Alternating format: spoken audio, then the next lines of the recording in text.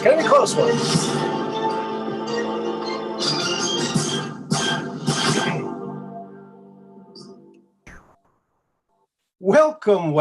Welcome back to Truth Quest. My name is Aaron Moriarity. I will be your host, and we're going to go on a quest for truth together. Yes, we really are. Welcome, friends. Welcome. It's Monday night again, and here we are doing it all over again. Episode, what is this? 124. Can you believe it? 124. And there's actually more than that because some of the episodes I did not, or some of the shows I didn't number them. But hello, Edward Taylor. Good to see you here.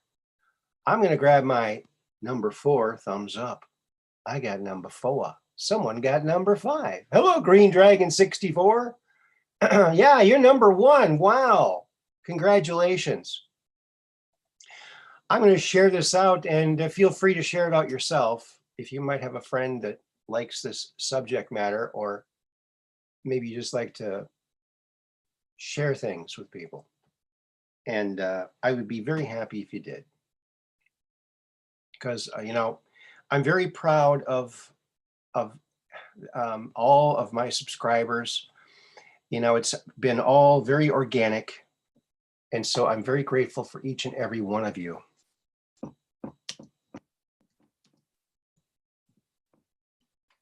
So, I didn't pay for a list or anything like that. It's just word of mouth. So if you like this show, hit the like button, subscribe, tell a friend or two, even tell your enemies. What the heck? Maybe you'll end up being friends after a while. Yeah, you never know what might happen.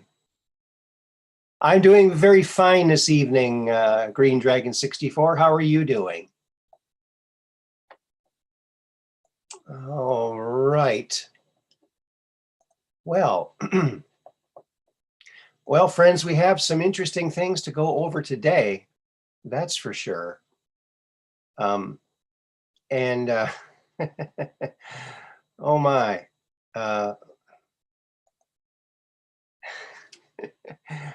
I love the picture they use for the instant capture on a live. It's a pretty goofy one. I got to make a thumbnail for this thing after the show. Oh boy, the world is just getting crazier and crazier and crazier. But that doesn't mean we have to be crazy.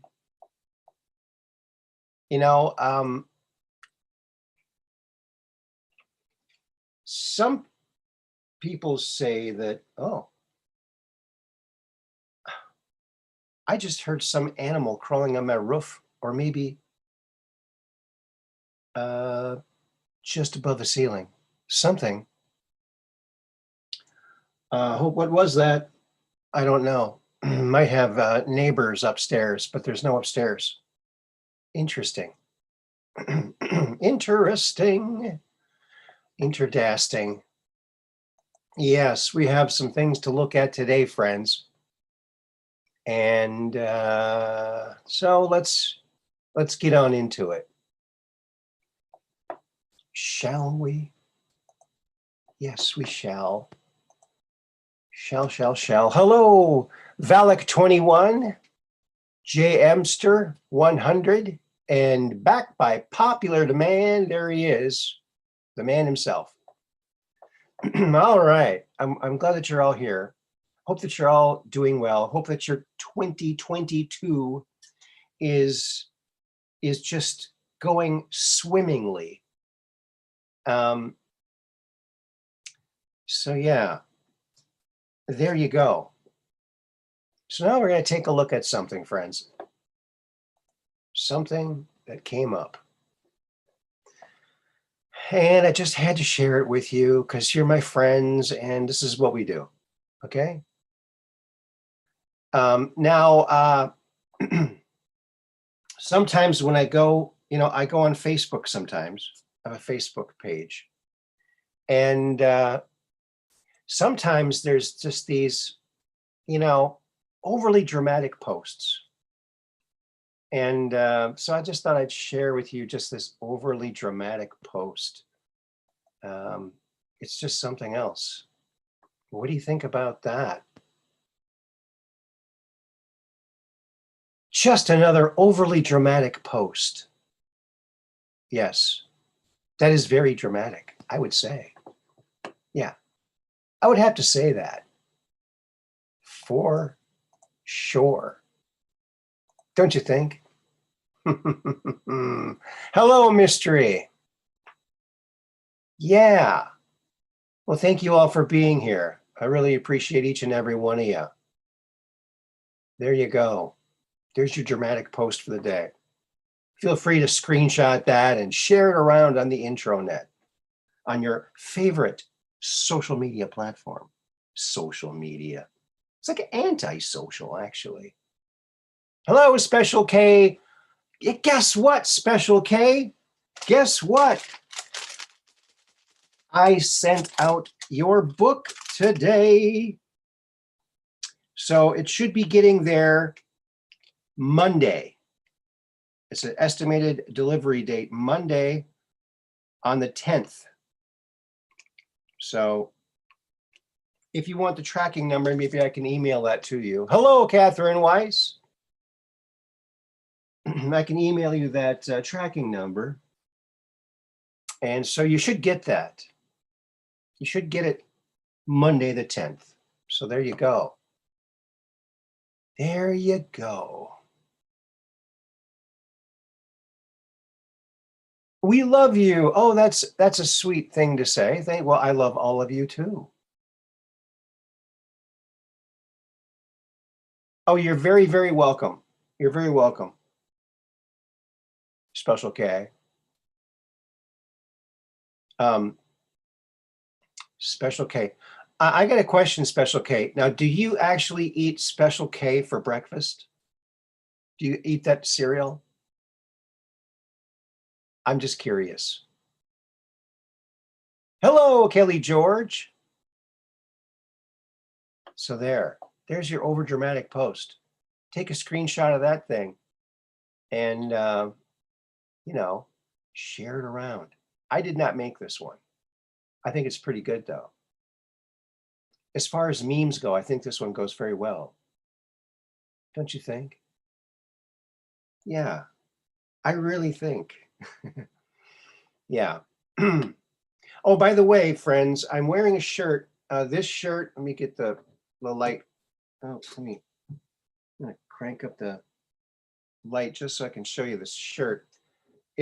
My mom sent me this shirt. It's from my dad's closet again. So it's just some like an everyday shirt he wore. And it's, this thing. Okay. Oh, I had to wrestle with it here. Okay. So there you go. Just thought I'd mention that. Yeah, she sent it to me in a box with cookies in it. So that was pretty cool. Mystery, any word on the Bashago videos coming back? No, not yet. Not yet. I did talk to Andrew the other day, and he was letting me know that, and I think this is very interesting. I don't know if he wants me to say this or not, but delicate.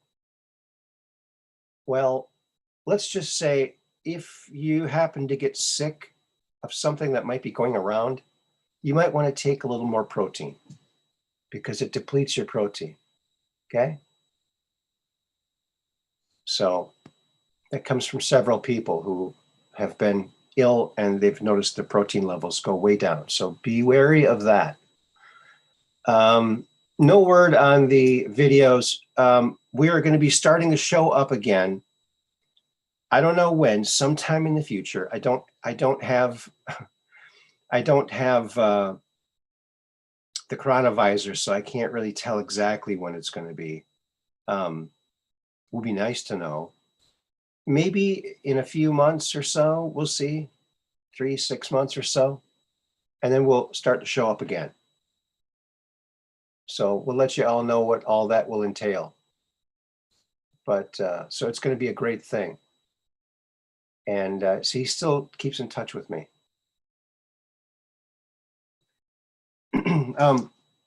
So, okay, let's get back into this, shall we? Let's see something here. You know, some of these shots from the ISS, ladies and gentlemen, we live on a beautiful planet and it's just gorgeous. And look at this. Oh, look at that aurora borealis. I mean, this is from January 3rd. Okay, here's the time. Speed 27,556 kilometers per hour. Okay, so there you go.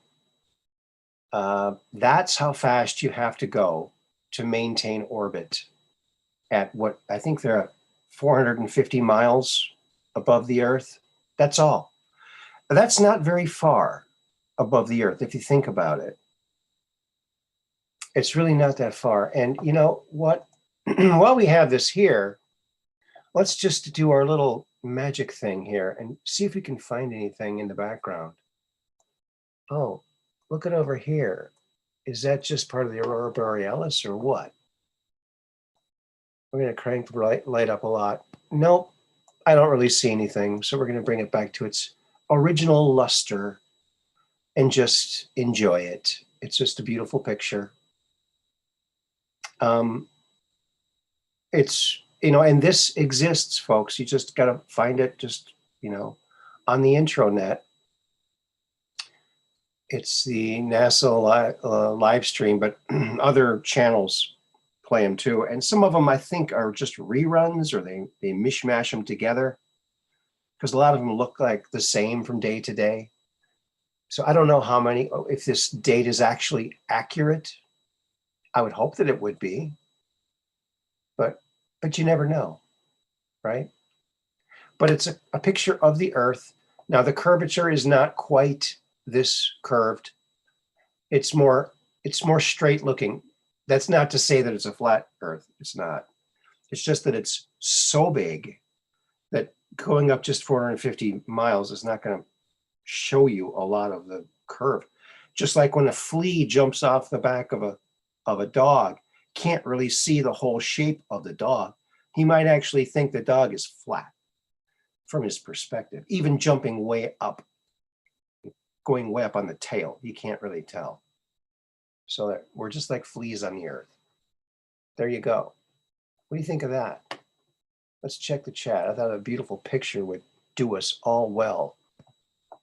Hello, Dark Brain.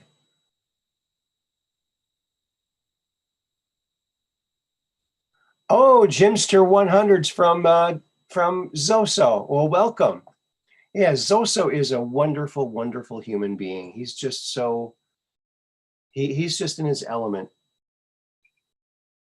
I'm so glad that that he's, I just think he was meant to do this. And he loves giving away that stuff. That's his thing. And that is so cool. And it's very exciting. I love to watch it. And you know, I'm thinking, okay, I'm just going to watch. I'm not going to call in. And it's calling, oh, I got to call in.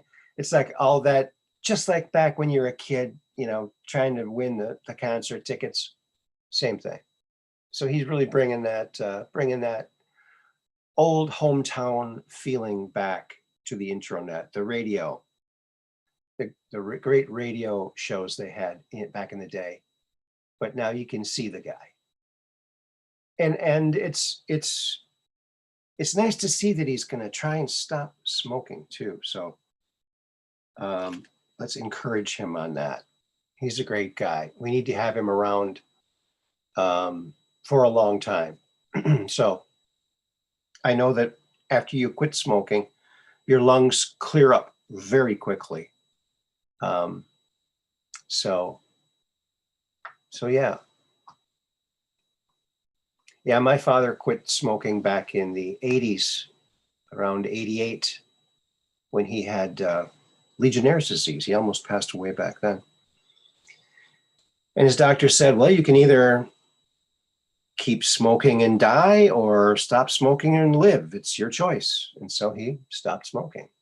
And he lived until this year, from 1988 till just this past year. And I'm really grateful for those extra years that we had with him, because we found out things about him we never knew. We never knew that he was so into bicycles. I mean, he restored old Schwinn bicycles from the 50s, 40s and 50s. And he shipped them all over the place, mostly to California. And he was very, very diligent on restoring these old classic bicycles. And he even had me, one of the last times I was there, maybe a couple of years ago, a year and a half ago or so, he had me look at these old logos from seats, from old bicycles, different logos. And he had a buddy of his that was going to make stamps so he could make an impression in the leather to make it look more like the original. And so I, in my computer program, my art program, I did that for him. And yeah, he had a whole bunch of friends in the bicycle business. And so, yeah, it was very cool seeing that side of my dad. And one time, one of the last times I was there, a second to the last time I was there, my dad asked me if I wanted to go downtown, down into Minneapolis, into a residential area. He was going to go look at some bicycles that were for sale. And it was very interesting. Now, the guy had 57 Chevy Nomad stuff everywhere. And I asked him, you must really like these 57 Chevy Nomads. He goes, yeah, I graduated in 1957 and I have a 57 Chevy Nomad. And I said, wow, my dad graduated in 57 too. So there they both were, graduated in 57. They're going into space instead. Yeah.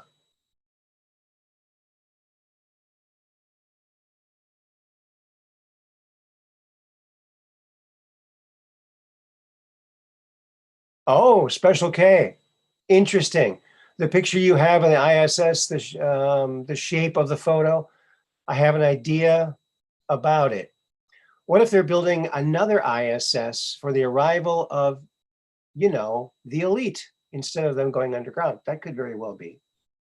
That could very well be, except, they might be, yeah, heading out somewhere from there.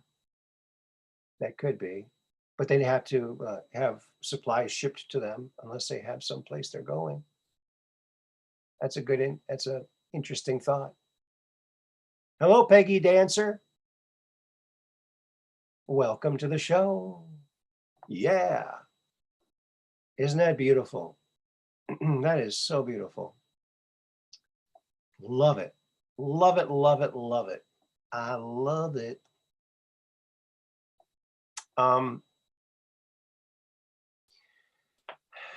You know, here's an interesting guy. I love these kind of memes. Now, they changed his face to a guy who's been in the news lately. I'm sure you've seen him. He was on the Joe Rogan show, Dr. Malone. I don't always lose 500,000 followers on Twitter, but when I do, I gain 50 million views on Rogan.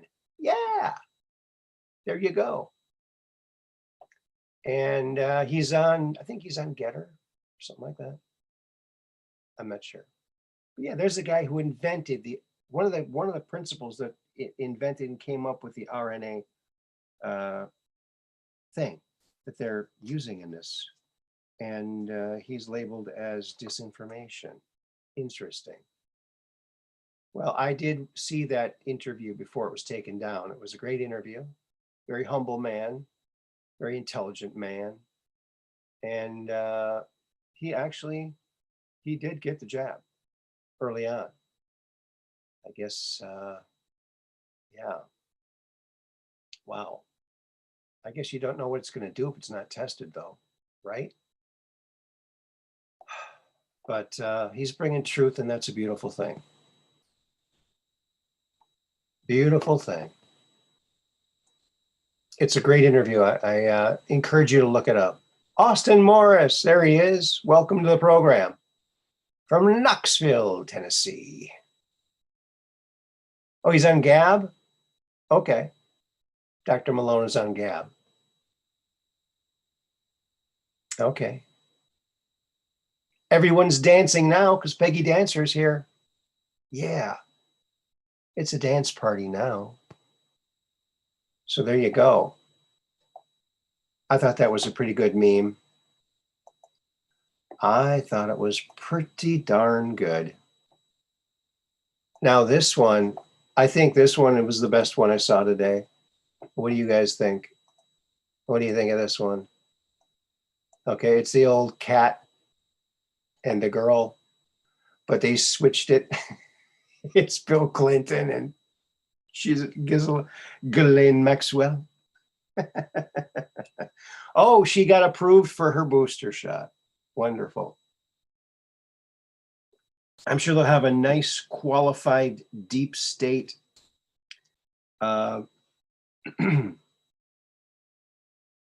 poisoner there to inject her with what their bosses told them to inject her with. Don't you think? What an opportunity. Maybe they're going to fake her death and keep the whole scam going. What do you think about that? Her two sisters do have written the software that the FBI and CIA and all these other questionable agencies are doing, and they're all in on it. So yeah, I don't know, man. Kind of shady. If she dies, I would,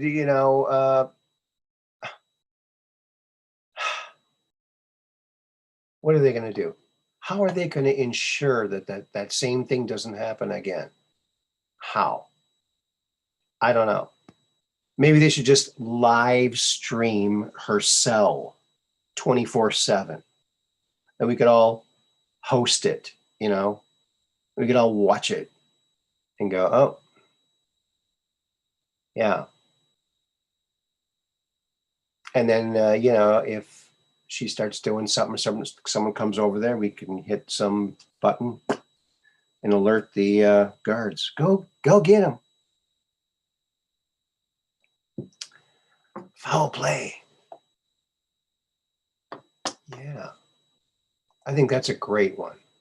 Worthy of a screenshot, I would say.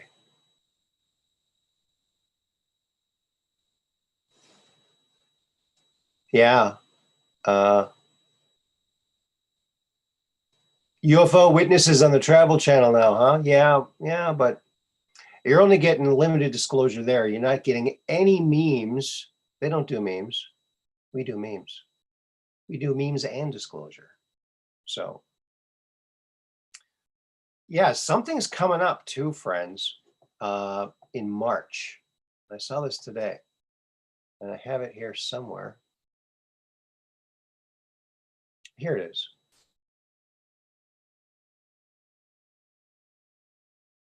And who knows what this could mean? World's largest particle accelerator, the Large Hadron Collider at CERN, will start up with twice the power in March after a 3-year break. Okay, let's unpack this a little bit. Now, a 3-year break. Okay, who was in office when this was halted? Aha, Donald Trump. Now, we all know, I don't know if we all know, but some of us know, or some of us are inclined to think, because of evidence we've seen, or alleged evidence, that this whole CERN thing is very satanic. They have satanic rituals in their There was even a sacrifice. It looked like a sacrifice on video. It was freaky. They say it was a fake one. Well, really? Does that make it okay? No, it's not okay either way. So I have a feeling that, because when Trump was in office, all this chicanery, this satanic chicanery was being outed and stopped. So they stopped CERN. Now it's started back up again during Sleepy Joe's, the commander and thief. I borrow that from our friend BCP, Black Conservative Patriot. Great guy. Check him out. Does great news shows. His whole family's doing it now. His junior, juniorette, and juniorette too. So he's got the kids. He's got his own network. It's awesome. So what do you think about that? CERN starting back up again. Makes me wonder, yeah. Gemster 100 makes me wonder too. Willie Fix-It's here. Oh, an artist, artist 61. Hello. How you doing today? Glad to see you here. Happy New Year. Happy 2022. 2020 also, right? Yeah. Yeah. I went ahead and I printed off a bunch of these sheets so when I do my show, I can just fill it in, but it's the wrong year on there now. I guess I got to take that last number off of there. It's always something. Always updating. Hello, Willie Fix-It. Willie Fix-It. And is there anybody named Betty Won't? Because I think every time I see Willie Fix-It, I think Betty Won't. I hope you're feeling better, Willie Fix-It. I know that through watching Zoso, we're all praying for you, my friend. Something about your hand. We're praying for you. Happy, no fear. Yeah, that's the way to go. No fear. That's right. So I thought that was an interesting thing about CERN. A lot of people, there's a lot of talk about what's going on there in CERN, at CERN, the Large Hadron Collider. I'm going to put the call information up here. Oh, that's your bride? Betty Won't? Okay. I had a feeling that was the case.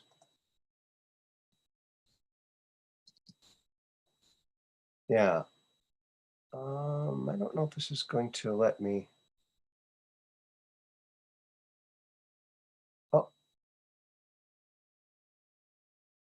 Oh, good. The space is, oh, no.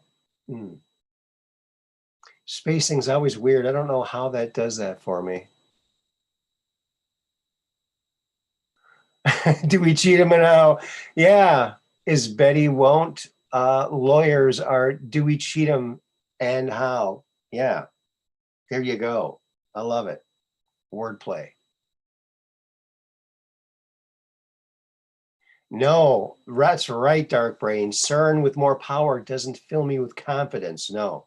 Oh, so now they'll be able to make bigger little black holes. Oh, what could go wrong there?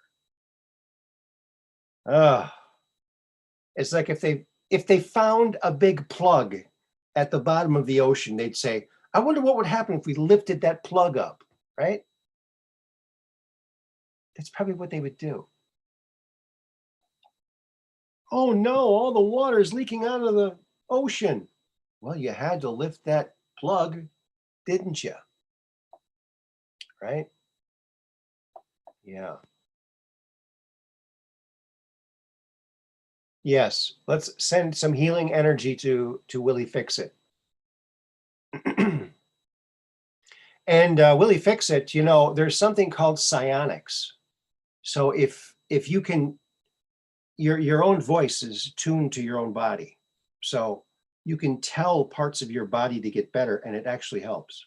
Like, fix yourself, hand, and say it with emotion. And it has an effect, apparently. It's called psionics with a P, P-S, psionics.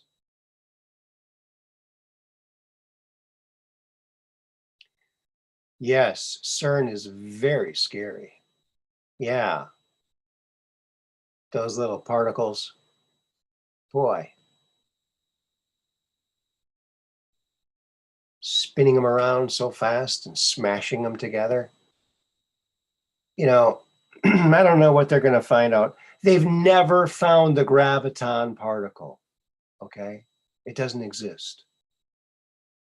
Particle physics is a fallacy. It's not 100% true, okay? It's just not.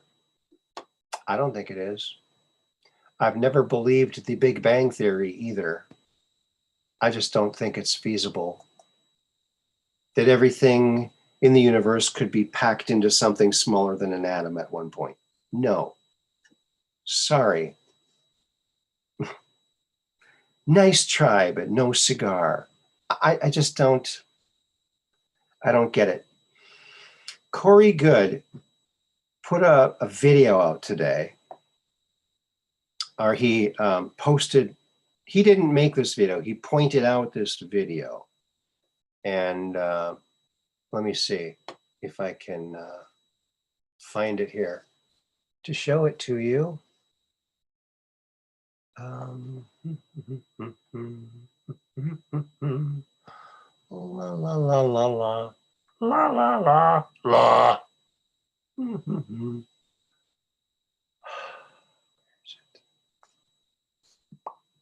Is that it? Is that it?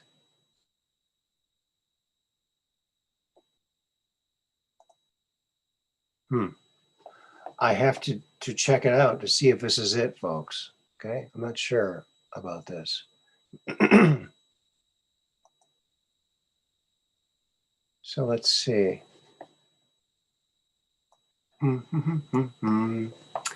No, that's the ISS, but you know what? Why don't we just play it, okay? Let's see here. Let's find a good one with some of the aurora borealis. There's a sunrise. Here's some aurora.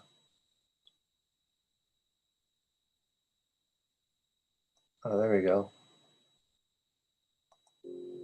All right. We don't need to listen to their music. So there it is. So this is the channel. Oops, did it stop? No, it's going.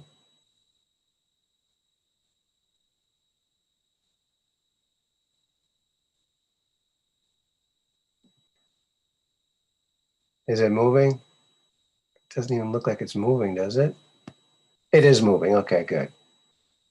I guess I could, yeah, it's moving.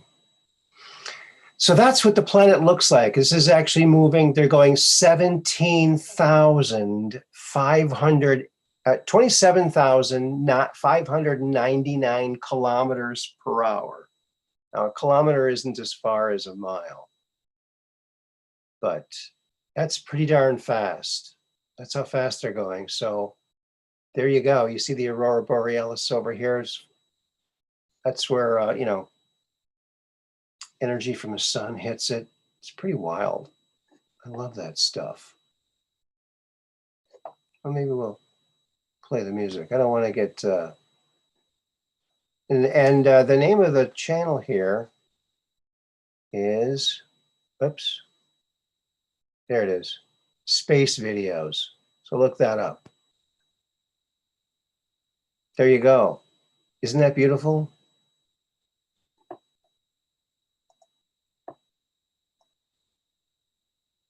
Oh, it's going kind of choppy, isn't it? So when you watch it, it won't be choppy like that. That's just because of my my my setup here.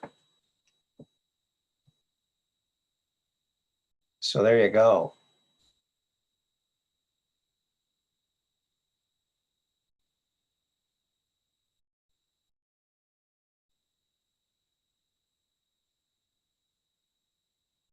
So there you have it. What do you think about that? That is pretty darn cool, don't you think?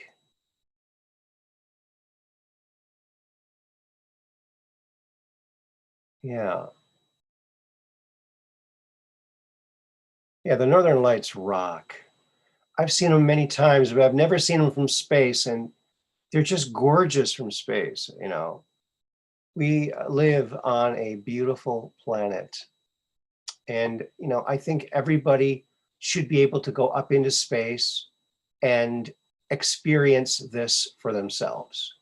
I think this would be like the coolest place to vacation if they can get a place that you'd want to go to, you know, build a place that's actually functional and not just some little tubes you float around in. But but there you go. Isn't that gorgeous? I just love it. You can see all the lights of the cities below, and this here shows you where on the track the ISS is, and you see it's right here, right here. Okay. Oh, see, it's right over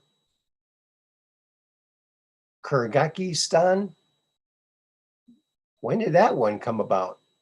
Wow, Kyrgyzstan.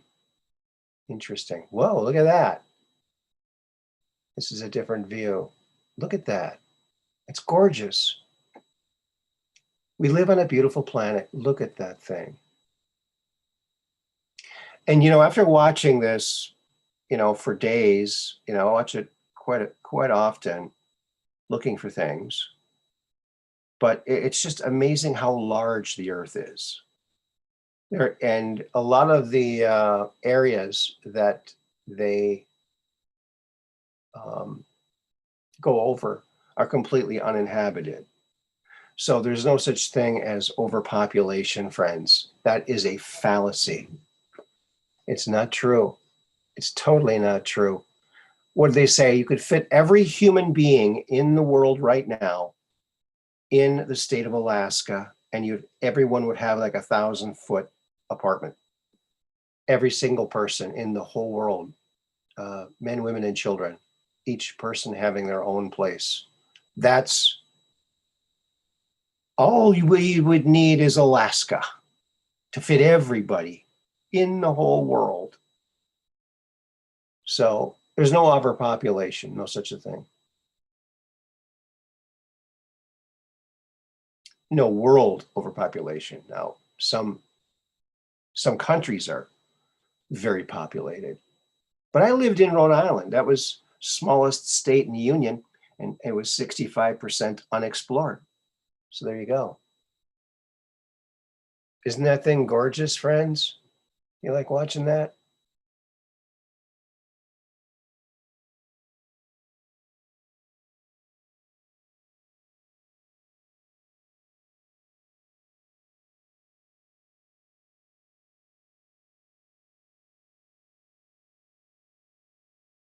Wow, Austin Morris knows everything. Look at this guy. He's like an encyclopedia, man. Hats off to you, my friend. Either he knows everything or he's really quick on Google, which would make him would be the same as knowing everything, right? Oh, look at this. Check this out. Look at the sun. Let me go back a little bit. Go forward a little bit. Look at that. Isn't that odd? Now, I've seen the sun on here before, and it never looked like that. It must be some other kind of a lens. And they don't show it for very long. Look at that. They go to another shot.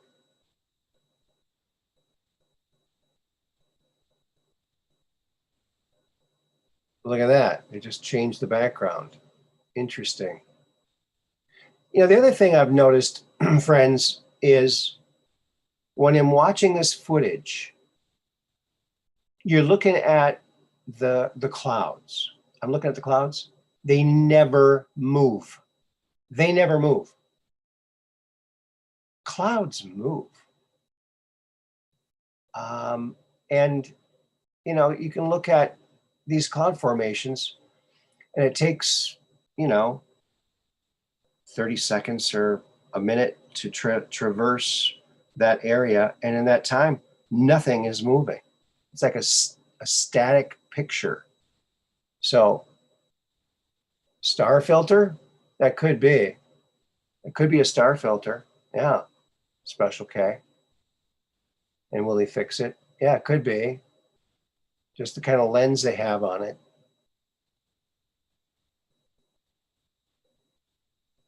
It's pretty cool though, huh?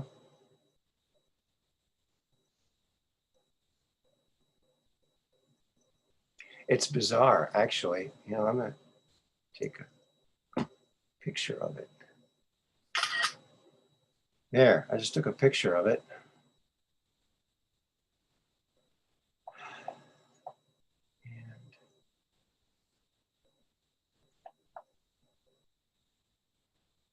And yeah, it's gorgeous, isn't it? Did I stop it? No. Yeah. Well, let's keep that going. I would put everyone to sleep, though. This music puts me to sleep. I can't listen to it or it'll put me to sleep, folks. Sorry. So yeah, there it is. There it is. And I want to take a look. I just took a screenshot of that thing. And I want to scope that thing out. Okay.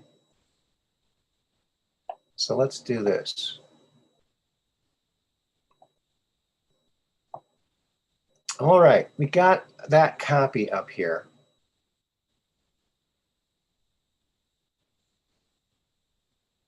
Here it is. All right, there it is. All right, now I don't know how this is gonna work because there's already so much brightness. Maybe we'll turn down that and turn up this. Does that do anything?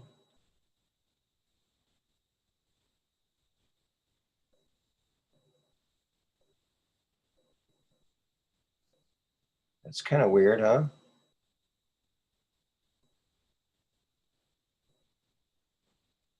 It's a very weird configuration, I gotta say.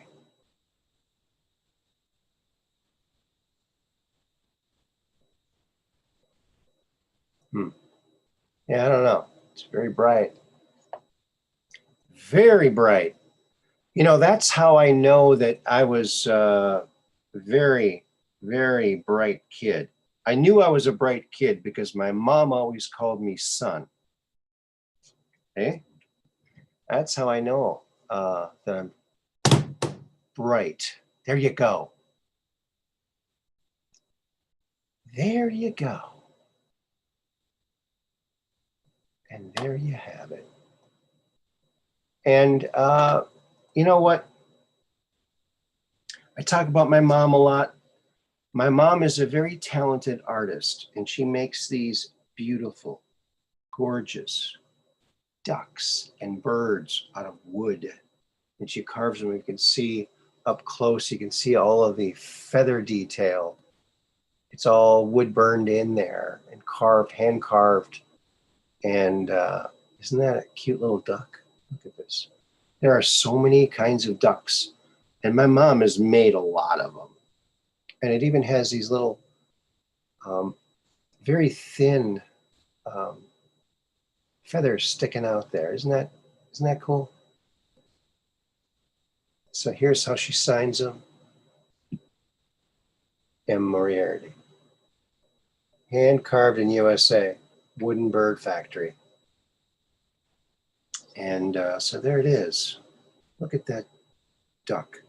There are so many different kinds of ducks. It makes you wonder, why do we need so many different kinds of ducks? There's like hundreds of different kinds of ducks. Isn't that weird? Why would there be so many different kinds of ducks? I mean, they're all different. Oh, speaking of ducks. Oh, thank you, Special K.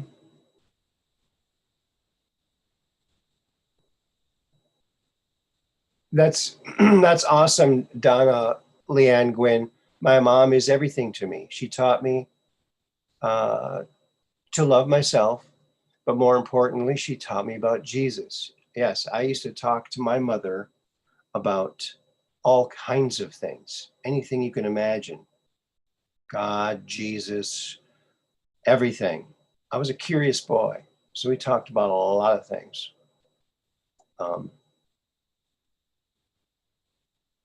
yeah, yeah, she's amazing, and she's won awards too.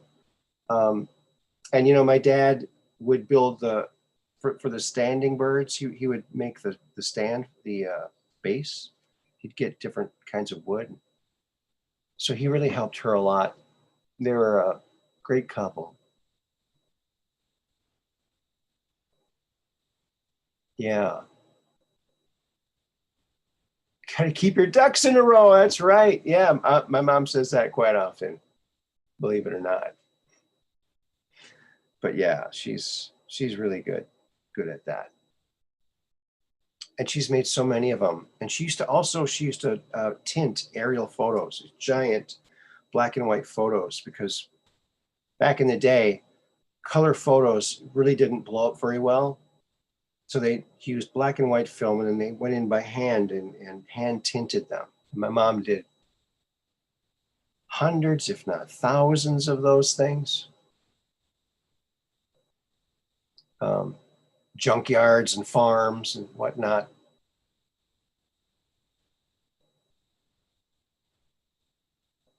Oh, will he fix it? My mom was sink packed Pentagon World War II Navy wave. Ah, interesting. Moms are priceless. Yes. Yeah. Yep.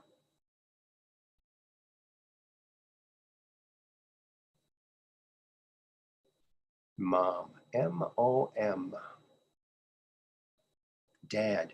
DAD. Very simple to learn, those two. Mom and dad. Yep. And you know what, friends?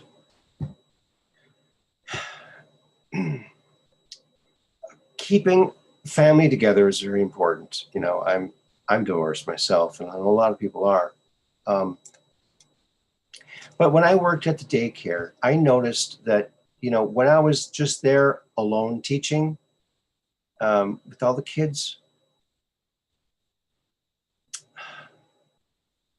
it was a little bit unruly sometimes. But when I finally got an assistant, was a woman, and then it was like this very I guess, surrogate parent, like a mother and a father figure for the kids. I think that is ideal for daycare. So they should probably probably try to strive for that, because a lot of these kids at the daycare, they don't have dads. They don't ever see their dad. And one of the daycares I worked at, there was these two kids, brother and sister. It was their first day. It was my first day there at this uh, childcare place in Navarre, Minnesota, and we went outside and they were just clinging to me. And I said to one of their teachers, I said, I don't know why they're clinging to me like that. They said, oh, it's because they've never known their father. I went, oh man. So, so that's, kids need both. I know that it can be done alone, but it's just, there's something about two a two parent system that works really well with children, both in the home and in like a daycare setting. So I just think that's important. That I think that would be a great thing to do if they would do that. When Dr. Malone was on the Joe Rogan Experience, this mass formation psychosis is a right-wing extremist conspiracy. They're all saying it, which actually proves that it's true. It's so funny. These NPC memes, I think, are awesome. I mean, there goes the dogs. There we go, the dogs again. I love these memes. These memes rock.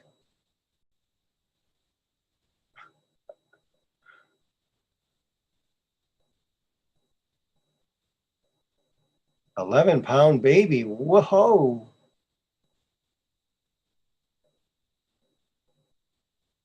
Thanks, Donna. Yes, 100%. So there you go, mass formation psychosis. And this is what happened. And Amazing Polly did a great video. Go check her out on BitChute. Amazing Polly. She did a video on this. It's very, very, very good. And everybody should watch it. So when you get that, share it to all your normie friends. I got one normie friend. He pops up every once in a while to repeat a talking point he heard on the news somewhere. I keep sending him stuff. Maybe he'll wake up, maybe not. But, they're friends. So what are you going to do?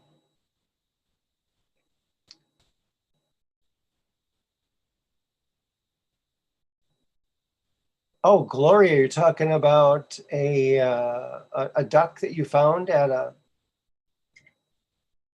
let's see. Oh, at an art show. You'd never know it was wood. Yeah, it's pretty amazing. Yeah, Amazing Polly is amazing. And she must know that she's amazing because she named herself Amazing Polly. Isn't that interesting? Hello, Becky. Oh, Becky says, I watched the video. I also watched the links that were attached to the video. Very excellent combination of viewing. Yeah, she really does a great job, Boy, I would love to get her on this show. I think I'd probably lose my channel, though. How do they explain the Fatima, Portugal miracle of 1917? You know what? Andrew Bashago worked on those books about Fatima, and he's got some interesting things to say about that.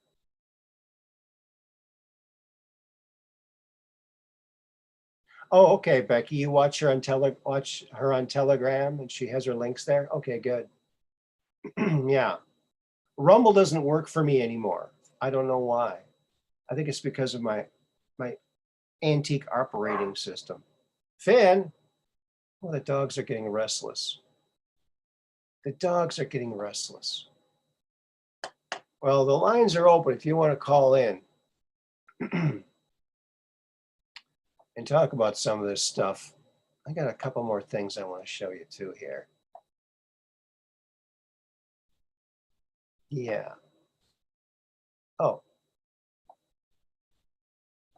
Here is a shot of the International Space Station up there. And you can see it's not really very far away from the Earth.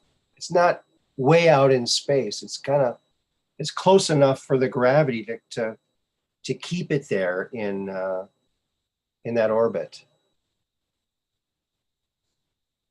There you go. There it is. And that's being taken by this other craft over here that's going to be docking with it. They're constantly bringing things up there and everything like that. Isn't that beautiful? I think that's wonderful. So now, why doesn't the Hilton or, some big, Holiday Inn, some big hotel company, why don't they have a space station hotel? where you can go there, float around, have your honeymoon in zero gravity. I think that would be fantastic. Or not even a honeymoon, just go up there for a vacation. Oh, Cat Turd rocks. I love Cat Turd. I love Cat Turd. For a while, I thought maybe Cat Turd is really Trump. Same kind of humor. I might have gotten that from Cat Turd, yeah. Cat Turd rocks. Cat Turd is the best. I mean, not Cat Turds. Cat Turd, the Twitter, and whatever other platforms that Cat Turd. It's a cat. So there you go.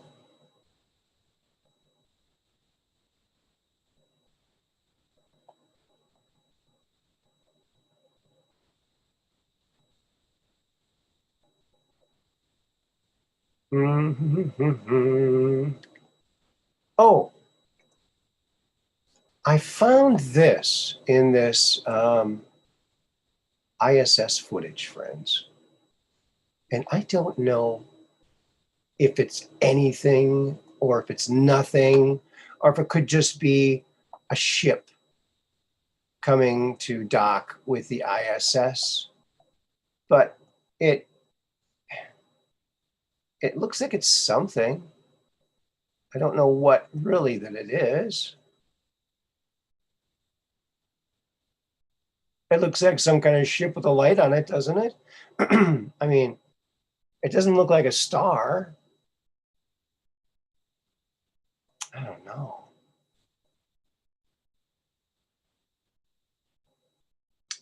Not sure what this is, friends, but I thought I'd take a little screenshot of it and show it to you in case you might have an idea what it might be.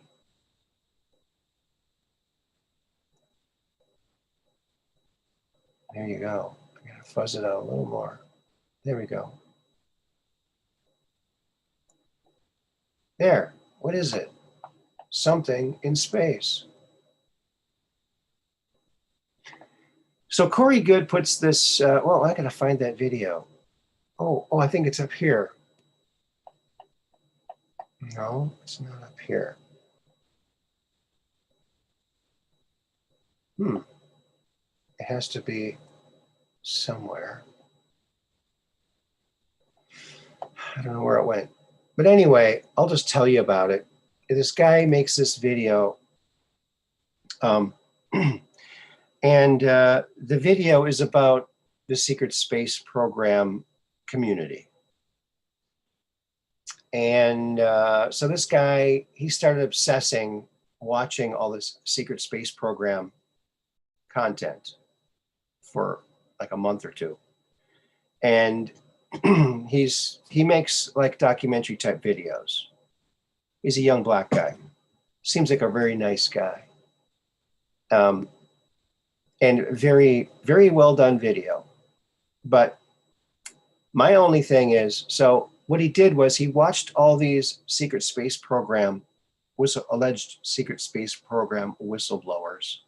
Then he hones in on this one video host of this show, and I can't remember the name of the show, but he's like a super soldier guy, very big. He says it's the most popular show in that realm. I can't remember the dude's name. He's a bald guy or something. And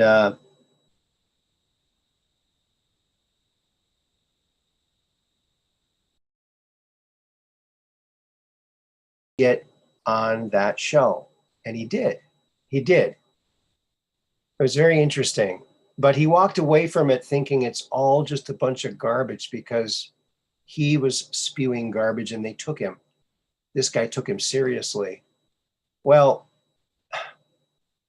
I left a little note under his video that he showed a bunch of people in the field, and I said, I wouldn't even have most of the people you showed on my show because, in my opinion, they're fake. A lot of them are fake, and that's by design. they're trying to do to the secret space program what they did to the super soldier storyline. They want to muddy the waters. So they put in fake whistleblowers with fake stories. It's really easy to tell the fakes from the real ones. So for me, it's easy. But, I told him, I gave him some things to look at. Maybe he'll come around. But nice little video. I'll try to find where that video was. Oh, I think I know where it is.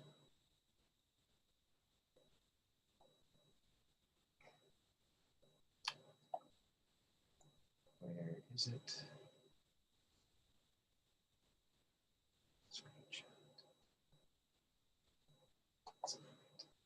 All right, well,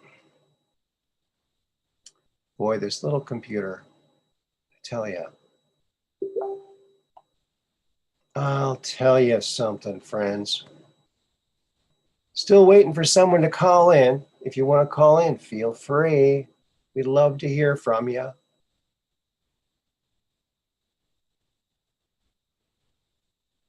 Hello, Gloria. You're the lone holdout in your family. Well, keep being the lone holdout. We want to see you around for a long time. My stepfather has been in the hospital and now in rehab from blood clots. That's what my dad died from, blood clot. And he was jabbed.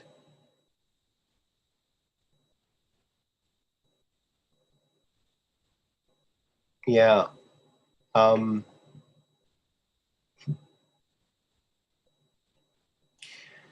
Yeah, I got another little thing to show you here. Here it is. And this is how I feel.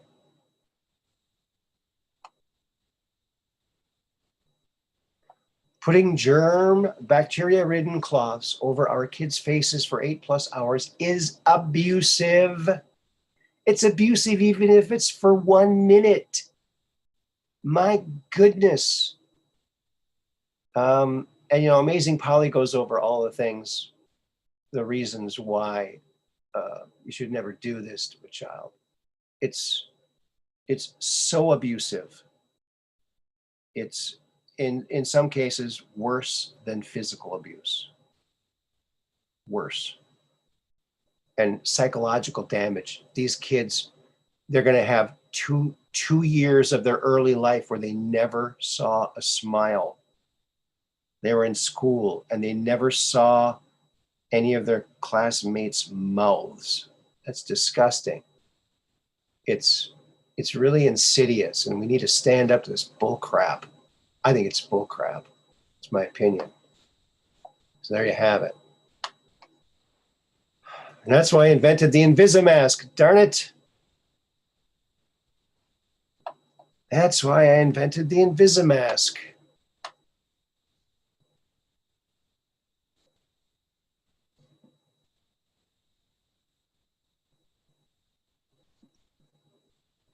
Yes.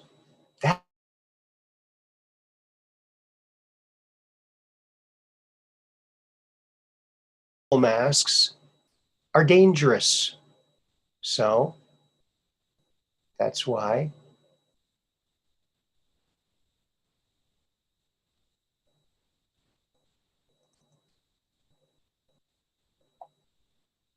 and that is why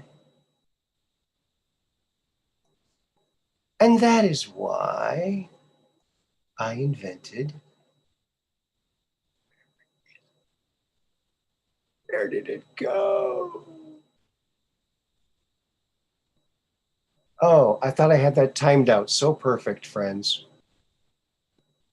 It's not showing up. I gotta try it again. There, now it shows up. I tell you, friends. So here it is. This is the Invisimask.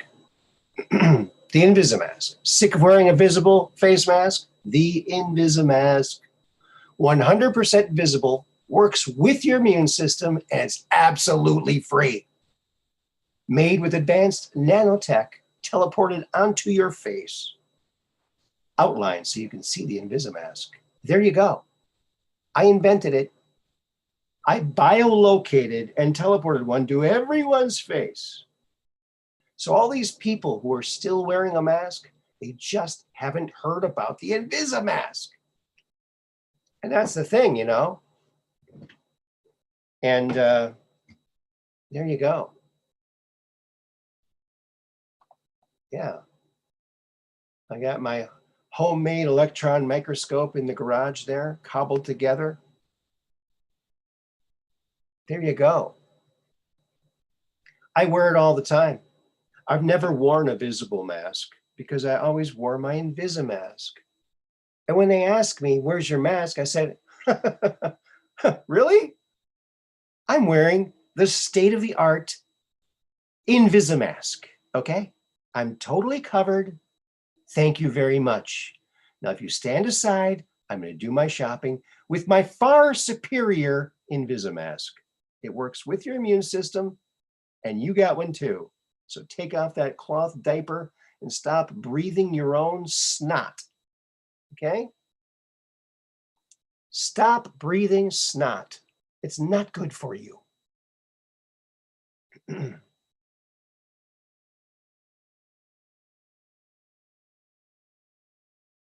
Oh, you made your kids' masks for school out of sheer chiffon material. Well, yeah, but yeah, I tell you, when this whole thing started, I was like the only one wearing no mask. I saw this other guy in a big box store and he had a mask on, but he had the whole front cut out. So you could see his mouth, but he was wearing a mask. But I also think those masks are tugging on those ears. You see these guys with mangled up ears, and an old guy like the commander in Thief, he's got really old ears, so they really crunch. Ears are not very resilient. They really aren't. It doesn't take much to damage them, and I just think a lot of plastic surgeons are going to have a lot of work, a lot of ear work. Best invention thus far, Aaron. Yes, thank you very much. And you know, I could have made millions, but what did I do? What did I do? I gave it away. I gave one to everybody. That's my gift to humanity. It's not every day you get the chance to save humanity, but there you go. Now, if they just realize it and stop wearing these face diapers. So make sure you tell everybody. And also, I've got this printed on my shirts, so you could wear this and show it as proof that you don't need a mask. You got the Invisimask on, okay? There you go. You never need to, it's self-cleaning. Food goes right through it. Air goes right through it, doesn't inhibit your breathing at all. And it protects you, works with your immune system. I got beard mustache masks. There you go. That stops some stuff, doesn't it? Got the matching Invisitux to match my Invisimask. It's very sophisticated. Ah, I bet you get a ticket wearing that. Dark brain, you crack me up. There it is. Thank you, Mud Rabbit. Yeah, check out that merch store. Check out that shirt. I wear that to Walmart. Now, people give me a hard time for going to Walmart, but it's a small town. It's like the only thing left. Everything else they put out of business. And when I wear that shirt with that picture on it of me with the Invisimask, there's a guy there who high fives me. He hates wearing that dang mask.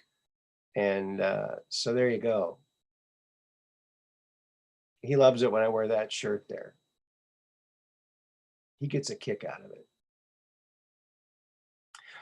You know what else I do? And I love doing this at Walmart. When you walk in to Walmart, at least the Walmart in Sturgeon Bay, Wisconsin, there's a big screen TV above you. And there's a camera nearby pointed at everyone coming in. so you can see yourself walking into Walmart. And so I'm all about raising vibrations. And if I can get somebody to chuckle, I'm going to do it. Okay. So I walk in with my cart or whatever, my basket, and I wave, hello, everybody out there in TV land. And people chuckle, people laugh. I think it's hilarious.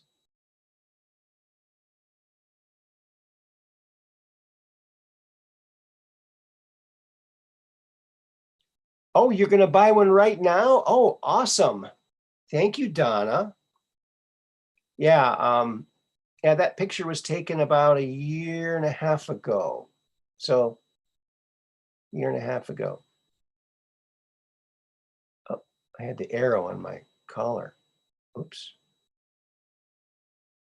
Yeah, the Invisimask. Feel free to take a screenshot and share that on your favorite social media platform and or platforms. Yeah. Yeah, it's a great shirt, and it's pretty big too. It's pretty big. I got to tell you, the company I got making those, they're great stuff. Laughter is the best medicine. Yes, it sure is. Will he fix it? Yeah. And maybe even the sound of our laughter helps to heal us through the sound waves. Yeah. There you go. I love the Invisimask. I'm so proud. So proud that I saved humanity. I just wish half of humanity would realize it.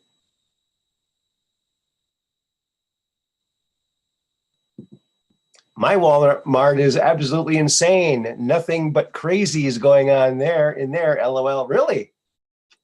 Well, this is a little small town. We got 9,000 people here. And the towns all around us are only a couple hundred people each, or maybe a little bit more. So you have to go into Green Bay to get a bigger population. But Green Bay only has 100,000 people, and that's including all of their suburbs.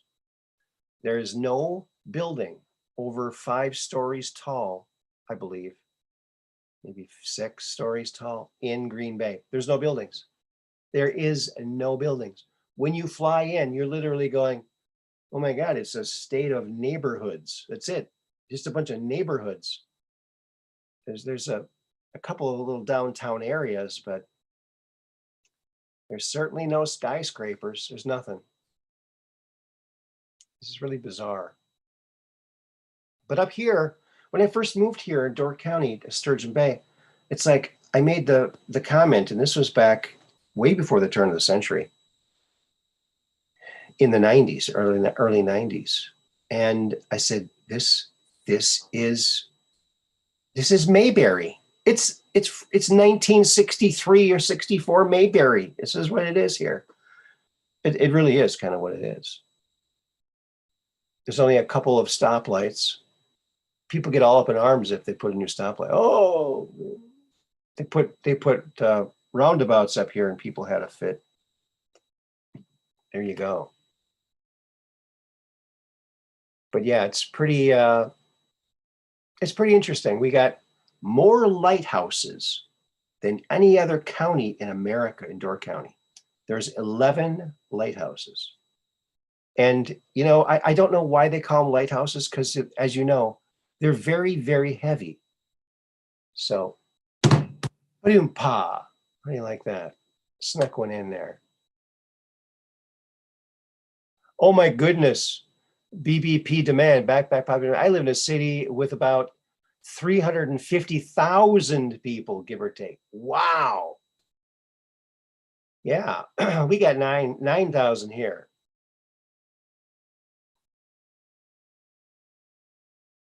Yeah. One of your stores was in Madison? Yes, Madison's a very, very nice area. I've only been there a couple times, but very, very nice.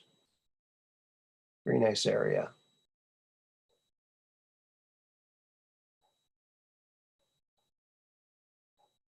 Oh, good for you, Mud Rabbit. Um, in the beginning, when everyone was freaking out, I got yelled at a couple of times, just stood there smiling big at them, then walked away. That's what you got to do. You know, flash them your smile. They don't see smiles, so it freaks them out.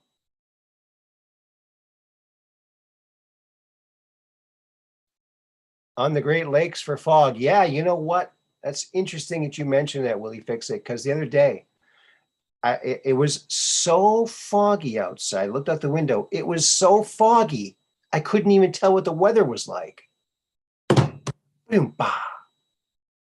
So foggy, I couldn't even tell what the weather was like. There you go. Here's a fog joke for you. That's the best fog joke, I think.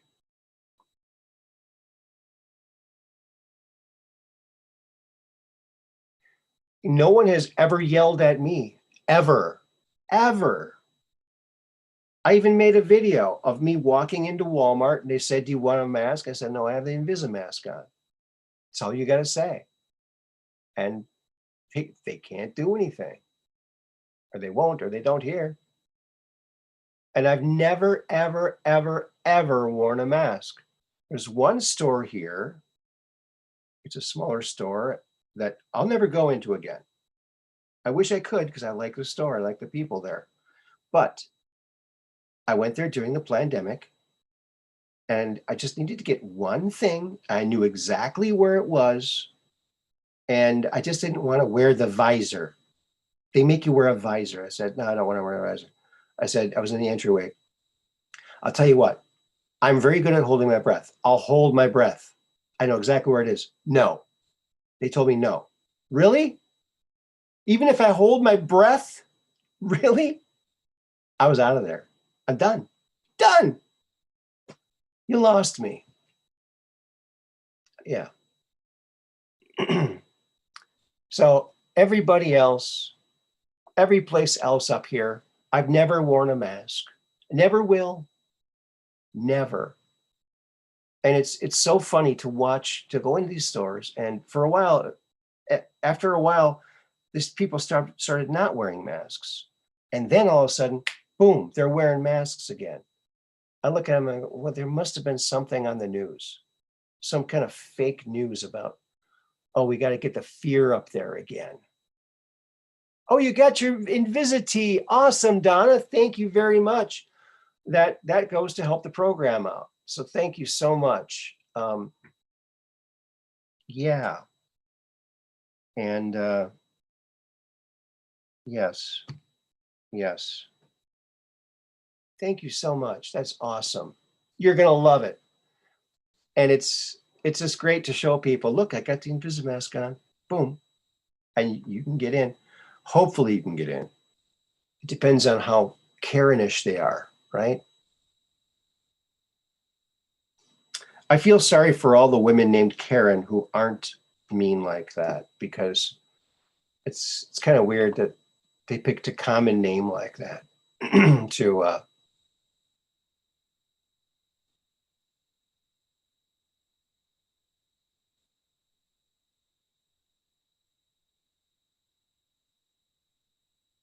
I like that, Dark Brain.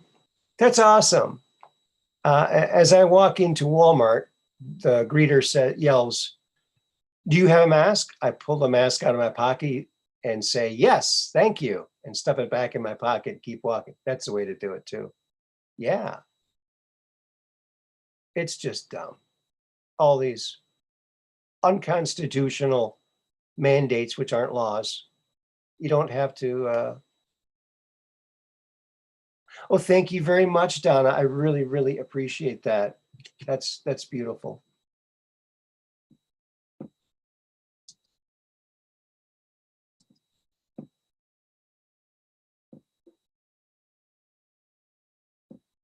There you go.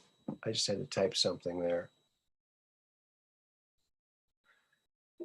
A thank you for Donna. So there you go. That's what that is. And I was working on another page from the Awesome Possum book that I'm working on. And I exported it, and I was going to print it out, and part of the image did not go through. So I'm going to show you that. If it's missing some of the background images. So this is page 10 of The Awesome Possum. Okay.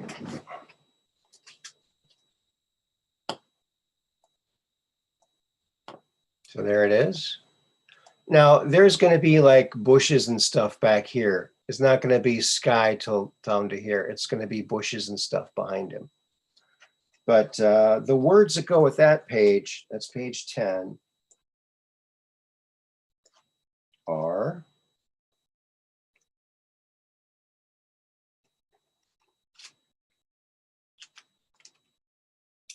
it's not his skills and fun things that are cool. It's the way that he treats both me and you. See, he's got some bird seed for his friend, the bird. Yeah, that's page 10. All right. So we're coming along. And that's not finished. It's in its early stages. So you're seeing it in an early stage. It'll be a little bit more refined than that when I get it done.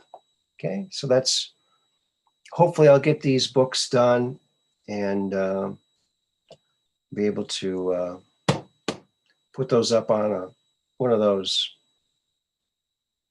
print on demand websites, so you can get a hard copy of the book, because yeah, you can download them too maybe, but I like hard copy books, like the book I just sent to who did I send it to? Special K. That's this book right here. This book right here I just sent to Special K. This is a book I illustrated. Helps at children's hospitals. And it was written by Judith C. Johnson and illustrated by me. There's me right there. I don't know if you can see the picture. It's kind of dark. I was kind of tan. But it's a great little story, all printed right here in America, in Wisconsin. He sits on a rock all day, and he's crying. He's so sad because none of these critters would make friends with him. But the wise old owl figures out that, you know what? He's not a people. He's a popple. We can be friends with this boy. And so then he had friends. So it's a non-prejudice message book. It's a wonderful book. And it was endorsed by the famous Jeff Foxworthy. My kids and I love Popple. I thank Judith and Aaron, not only for their beautiful creativity, but for their heart for sick children as well. God bless this project, Jeff Foxworthy. Very proud that we only met him twice. And we also met Jay Leno, but he wanted to get it before Jay Leno could. So that was awesome. He's a great, great guy. And we'll be giving away more of those books too in the future, maybe on Wednesday's show.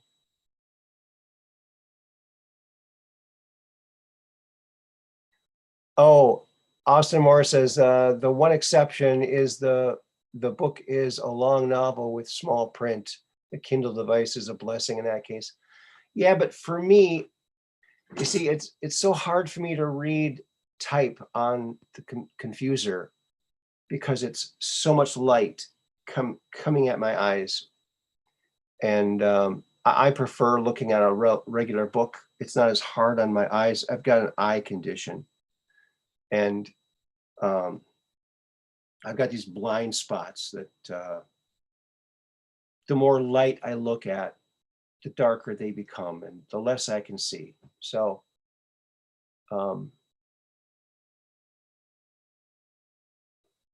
Oh, you haven't gotten yours yet, Artist 61? Oh, that's right. I just mailed that not too long ago. Hey, Carl to go. Good to see you here. Good to see you here.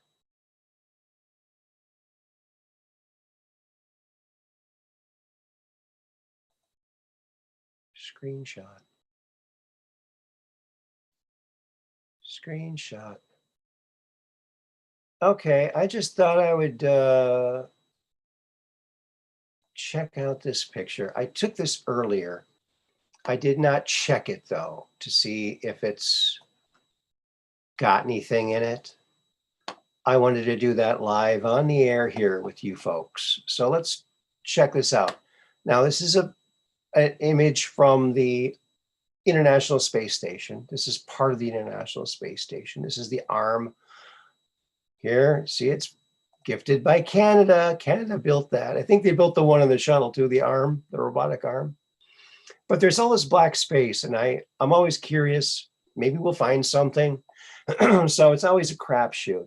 So bring up the exposure and bring up the dark shadows, the light shadows.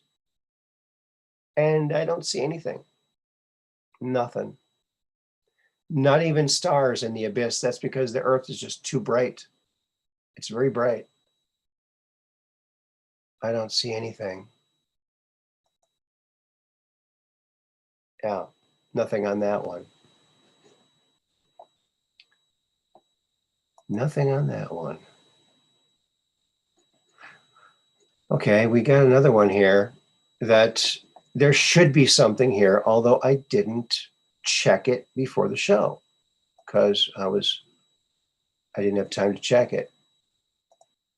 So now this is in the area that I've found that other at an angle, kind of a long space station looking ship thing.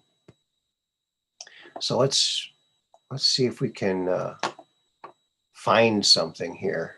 Okay. All right. And we can see what I'm doing here. I'll just take the exposure, put the exposure up, and then go over here to the shadows here, down here. Boom. And there we go. We got that. See that? All right. There it is. So now I'm going to zoom in. And you see this pixelation here? I just want to fuzz that out so it's not pixelaty, more of a true image, slightly out of focus. There we go. Okay, now what we do is we close this. Oh, stop share. I'll close that and reopen it and do it again. Sound like fun? Sounds like fun. We're having fun. I'm having fun. Are you having fun? Uh-oh. Where did it go? Here it is.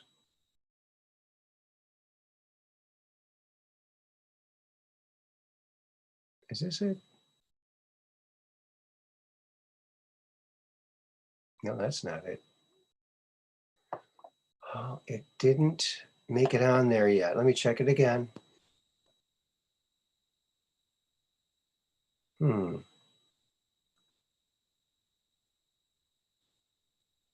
Oh, here it is. Is that it? I don't think that's it either.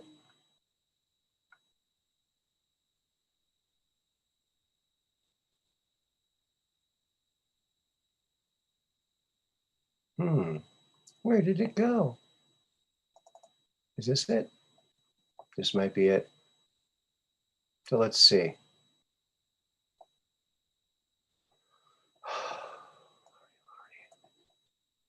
Lordy, lordy, look who's 40. Well, this wasn't as easy as I thought it was going to be. Nothing's ever as easy as you think it's going to be, friends. Never, never easy.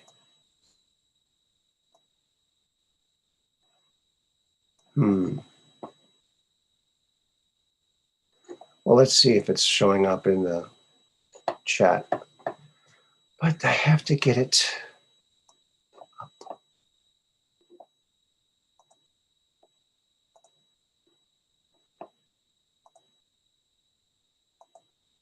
So I hope that you're all having fun tonight. I'm so glad that everyone's here. And thank you for being here.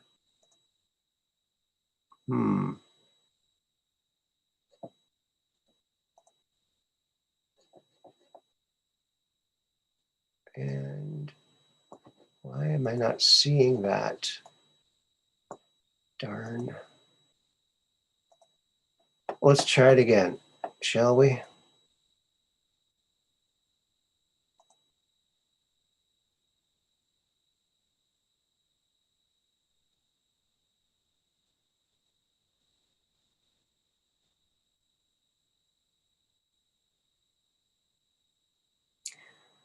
Oh boy. This might be it. Although I don't think that it is. Well, it's at the same stage as the other one was, so maybe this one will work. Okay, it's a little bit pixelated.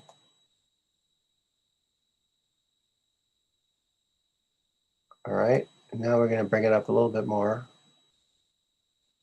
Exposure. See, there it is. Now we see something that was hidden previously. So it's a long thing here. It's not very defined because it's so far away and there's so little light hitting it. So it's very large. There's other things around it. And it looks like a large space station. Now, China is building a space station out in space. And I'm trying to find out if, oops, that was the wrong one. Here we go. Here we go. Sorry about that, folks. There's so much clutter I have on my desktop. So there we go. There it is. You can see it's a long structure with little things around it. Little other ships or parts protruding, possibly solar panels, or they're building solar panels. But China is hard at work building a new space station in space to replace their old one that they had, that I think is still in commission. So they're going to have 2 space stations up there. And see, here's the thing. We only have the International Space Station. And officially, I mean, publicly, publicly and officially. But does the military have their own? And I'd say the answer is probably yes. I'm sure that they do. Why wouldn't they? Why wouldn't the military want their own space station or space stations? Why wouldn't they want that? Think about the military mind.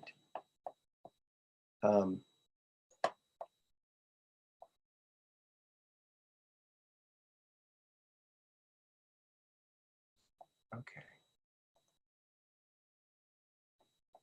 La, la, la, la, la. So there it is. What do you think about that? Looks like discarded toilet tissue. Well, yeah, it's, I wish it was clearer. I wish the photography was better from that. I'm just going from screenshots, It's pretty good just from going from a screenshot. But I want to remind you what I did find, and I keep trying to find it again, and I haven't been able to find it again. They just don't show that.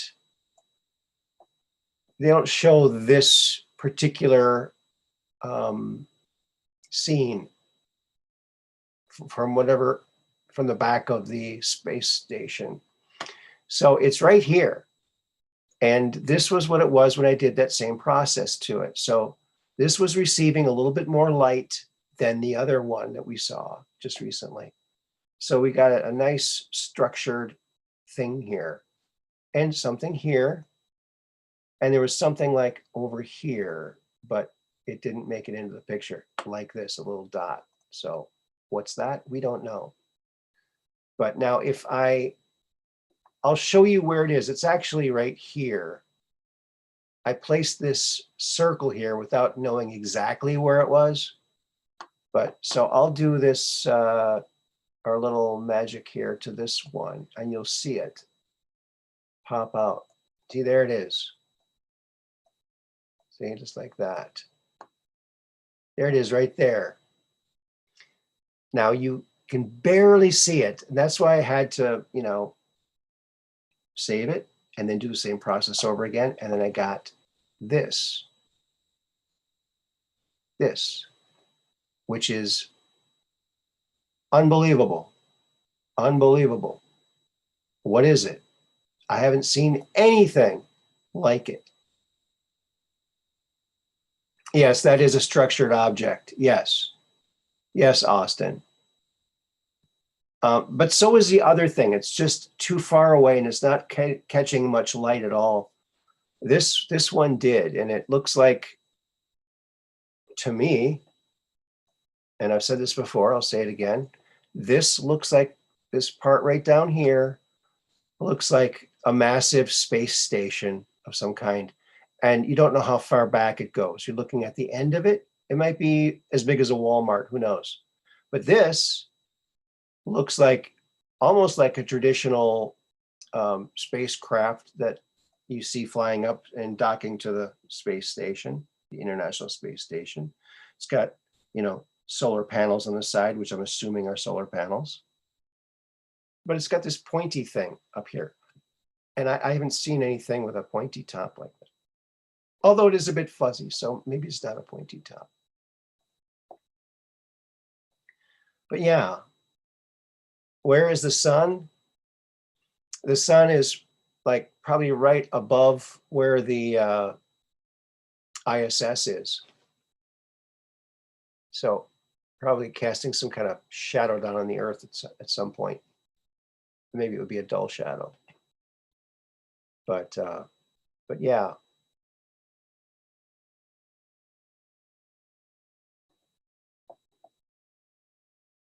Vader's on that ship. No space station, you think, huh? You might be right. You might be right. Oh, Austin, you think that might be a big ass nuclear warhead? That could very well be. And that might be the reason why Space Force was initiated. So they could bring some of these secret space program technologies forward and fight this war outright and defend ourselves against hostile powers that want to do us harm. And that's just not cool. I don't like it when those hostile powers want to do us harm. That's no fun. That is just not a good thing. It is not good. But yeah, that's the discovery that I'm most proud of so far in this ISS footage stuff. But the other one I keep seeing, this one I can't see again. They don't show that view anymore. And I did contact NASA and I contacted Space Force, told them about it, but I don't know. I don't think that, yeah, who knows? I didn't get to talk to anyone of any stature there. But I explained it to some of the people I did talk to.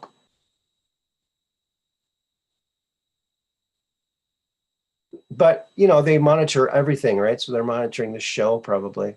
You probably have it in the metadata somewhere. So they could look it up, find it, huh? You think? I think. Yeah, what's weird, friends, is anyway, hold on a second. I got a little housekeeping to do here. I have to put the description below the show so that it can get some kind of algorithm or something. I don't know what they call that. Algorithm.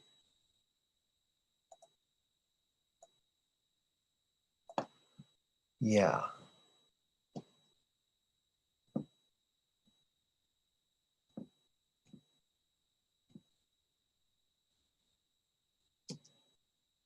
And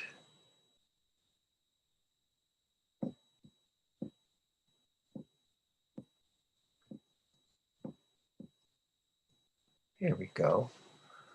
That should do it. Oh, yeah. Almost. Real close here, friends. And remember, you can call in if you want. The phone lines are open for you. And I think it's really cool when people call in, so we get to put a voice to the a voice to the chat. You know, it's awesome. It's just darn awesome. So thank you to everyone who has called in the past.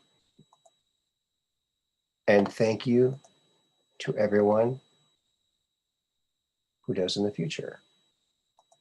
Save.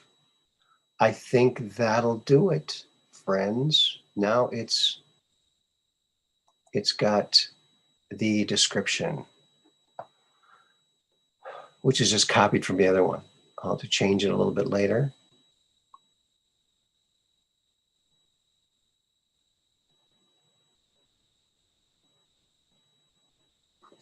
Oh, did you call in? Oh my goodness. You are. There you are. Carl to go. Hello, Carl. Hello? Hey, Aaron. Hey, how you doing? Great. Hold on, I'm trying to mute the stream here so it's not interfering with anything. All right. Aaron and Mud Rabbit and everybody else in the chat. Peggy, Special K, Kelly. Good to see y'all. What a great group, huh? Absolutely. Wow.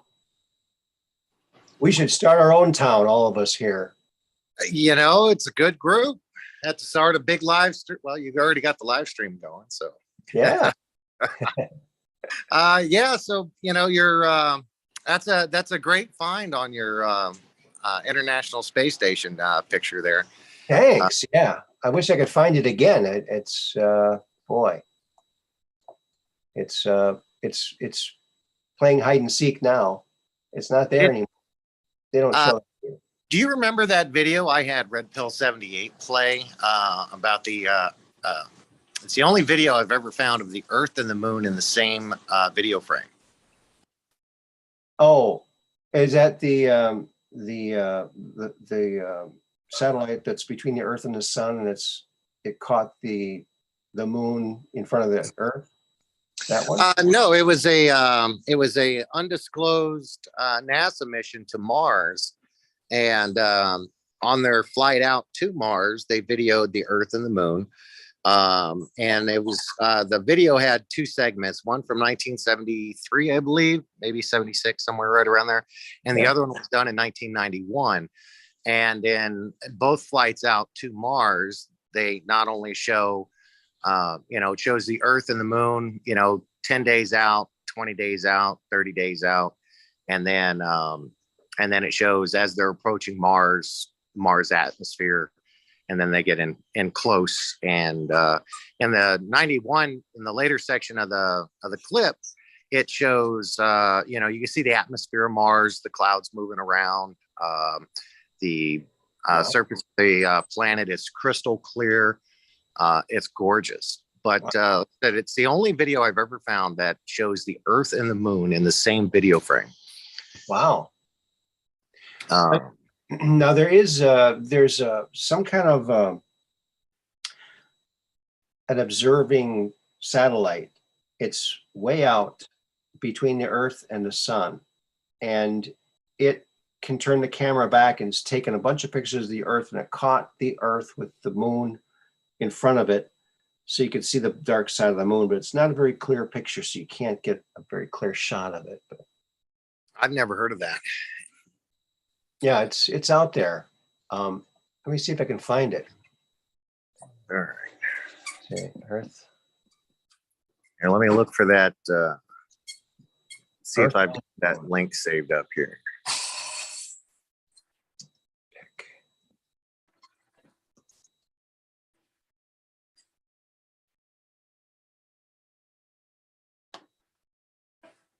All right. We're both looking for links at the same time. Yeah. But if you haven't watched this video, it's amazing. It even shows life on Mars. Really? Oh, the 1963 one you're talking about. Is that the one you're talking about? Right. Hold on just a second. I think I found it. Let me find the link. They show it landing, and it's something like making a little hole in the sand. Like, we found life. We found life. Yeah, Trimmer stuff. May 1963 is going to go down in infamy if they ever let this out. Yeah, I remember that. That's a great little video. I agree with you there.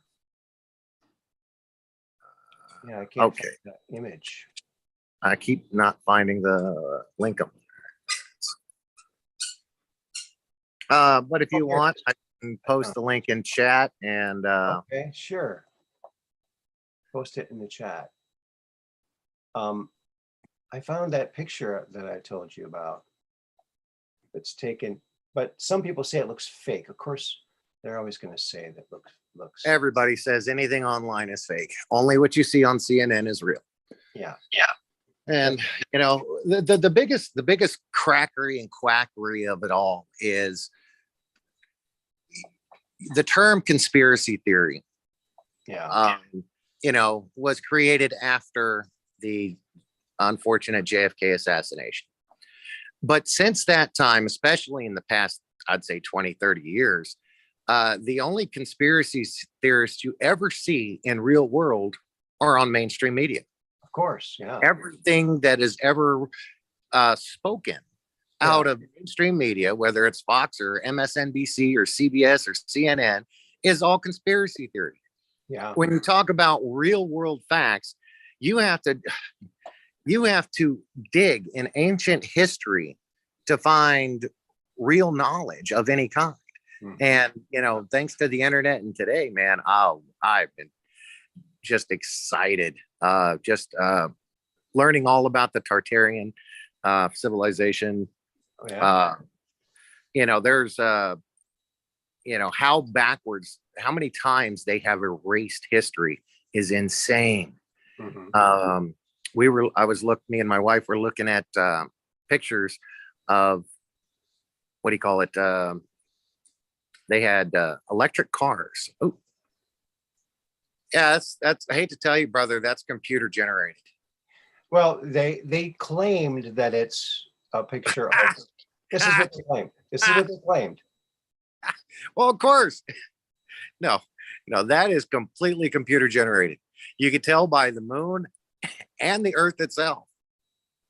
Well, I don't know. I don't know. You know, I just don't know. Apparently they've taken thousands of pictures. So the people who say there's only one picture, that's not true.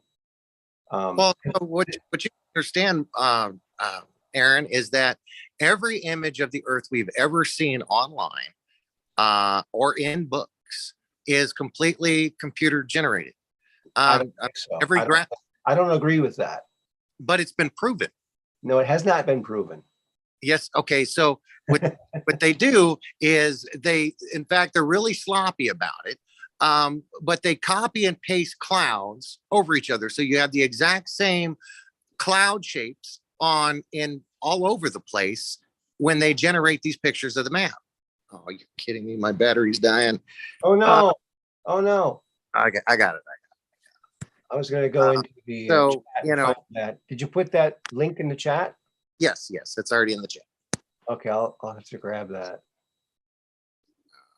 But think it is. It's really not hard to discern what's, when you've been looking at pictures and videos as I have, it's not hard to discern whether an image is real, because when you take a real image, there are characteristics about it that is really hard to duplicate. But you see how crystal clear the moon is, and how there are no land masses on the earth except one. You can see a little one right there. Mhm. It's just, you could, and how clear the edges of the earth are. That's not the earth. That's not the shape of the earth, first of all. Okay, well, let's do this. That's not the shape of the earth. Well, I saw a picture of the earth the other day. It was mostly water, because there's one angle of the earth where you can hardly see any land, because our planet is mostly water. So, but it's a side of the earth we never ever see very much. But I want to do our little thing to this thing here. Or how come it's not working? There we go. All right. Let's see if we can find any stars. No, because the earth is just too, oh, there's a couple stars here, and here. All right. Now, okay. I mean, Aaron, I love you, brother. You're doing good work. I like how you're manipulating the photo. Keep manipulating it.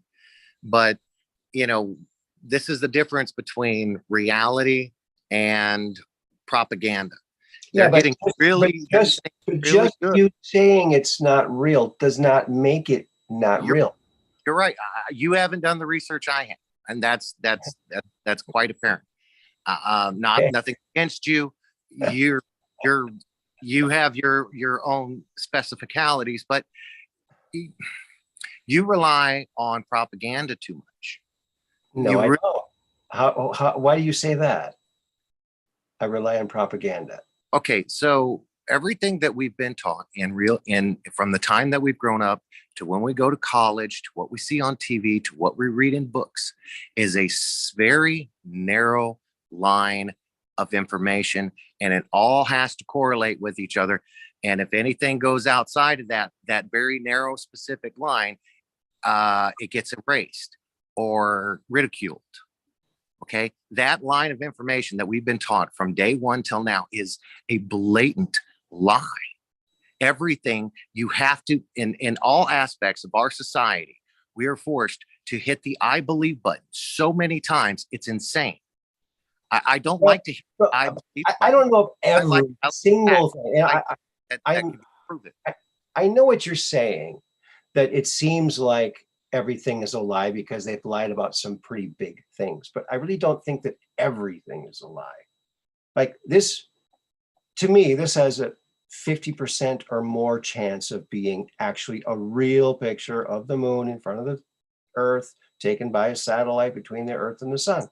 I mean, they've got a lot of stuff up there.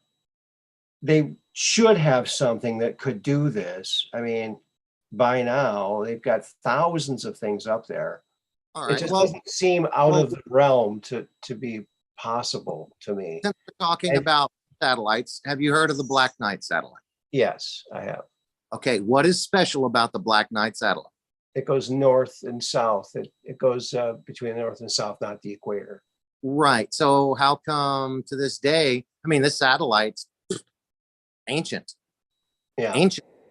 So how come we don't have satellites that follow it?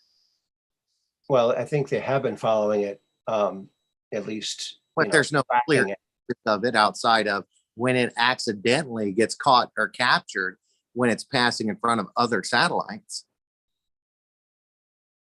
I mean, but this is that right there should open a whole can of worms for you. Well, there's a lot of pictures of the Black Knight satellite. There's a lot of pictures of it. I think I've seen about 7 different pictures. Right. Sometimes it looks like a blanket just floating around up there. Like a blanket, yep, just floating around. Yeah. It's very strange looking, but now some people are theorizing that that might have been where Tesla got his messages from the extraterrestrials. Right. From the Dark Knight. Well, the problem problem with Tesla's communications is there's no way to discern whether he was talking to ETs or interdimensionals. Because once you're bouncing waves off of a resonant frequency or a spectrum of resonant frequencies, you're entering interdimensional space. There's a fine line. There's a fine line between the dimension that we live in, and I say fine line, it's a fine specific frequency of the dimension that we live in versus the dimensions that are just on the other, that are just out of our resonant spectrum. But yeah, you zoom in on that Earth and you'll notice that a lot of those clouds will be identical, just cut and pasted in different sections of it. Okay, so the edge of the moon here has a little bit of purple on it. See that? But so does the edge of the Earth. So that's odd. And then same over here, it's got this dark side because it's not exactly in front of the sun. And same with the Earth here, it's got a little darkness shading here. So Aaron, if it is fake, someone went to a lot of trouble to make it look extremely real. All right, so quick question: did you click on that link that I posted in the chat? I couldn't find it. You're gonna have to copy the link and then paste it because it's not an actual it's not an actual link. It's just a copy and paste it. If you just go to the bottom of the chat, scroll up. I've been doing that. I'm looking for it. Trust me. I find it. 3, 6, 9, 11, 13, 15.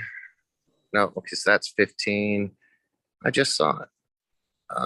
Okay, so it's Mud Rabbit's got 4 posts basically back to back, and it's right above that. It's right above.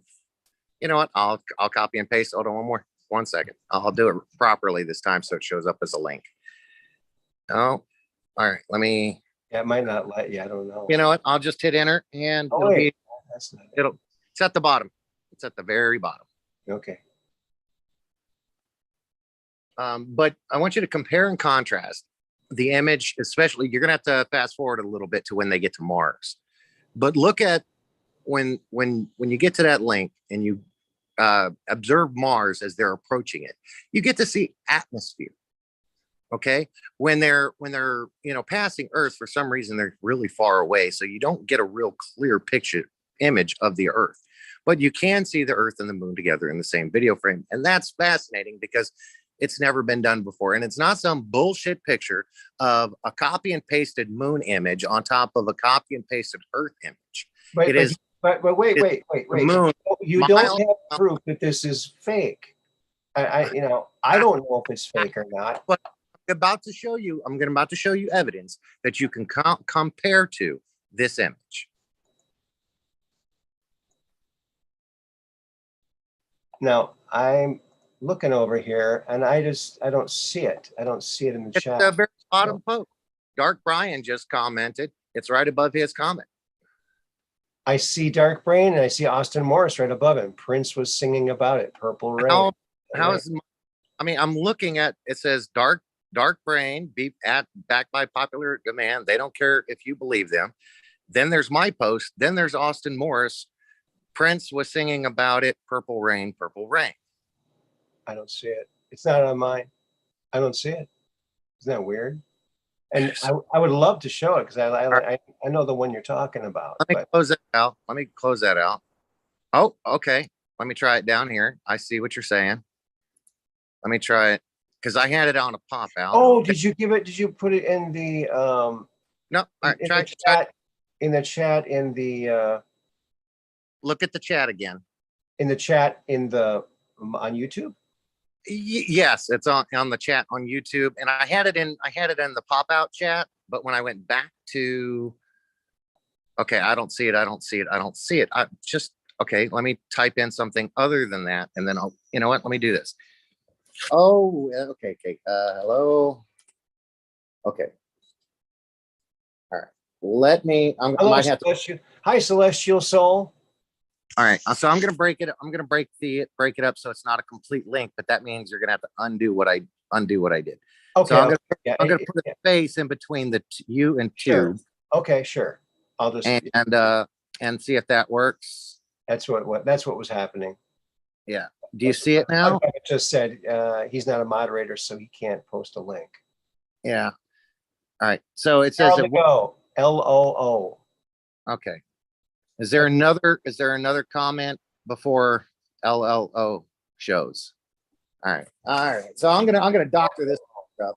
It says LOO. Lou. All right.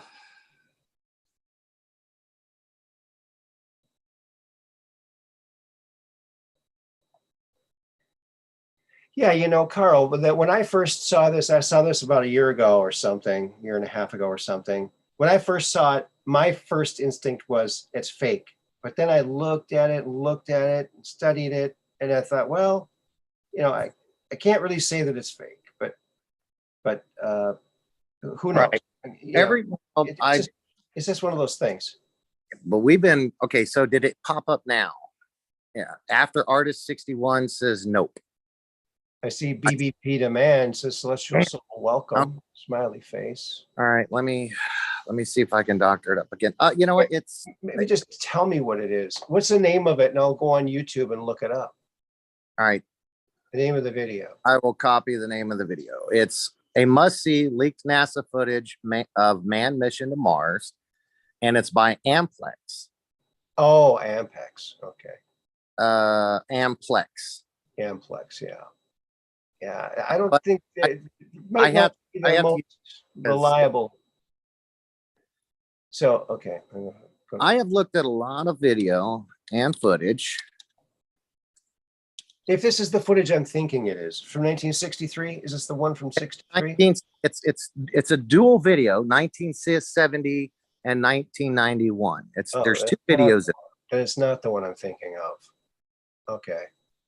Okay, so Mud Rabbit got it. Okay, but Mud Rabbit, that's not the okay. So what Mud Rabbit posted, I took out the HTTPS //www dot and then I put a space in between you and tube.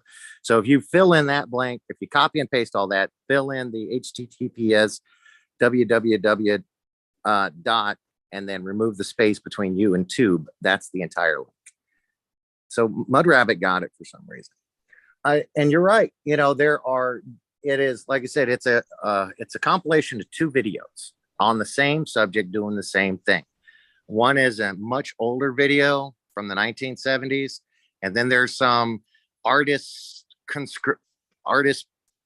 perception of astronauts bouncing around and some goofy stuff. And then it goes to what happened in 1991. And then after that, it goes into some black and white footage of some type of landing craft or drone or rover or something flying across the atmosphere of Mars. And then it lands or gets close to the surface. And then you can see the Earth drop down and a tremor-like creature moving underneath the Earth.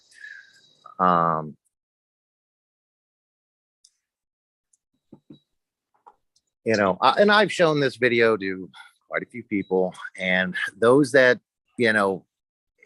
Oh, this isn't working. It didn't work. Okay. What's the name of it? What's the name? The name of it. I'll just put the name. Look at the chat. Mud Rabbit posted it. Oh, she did.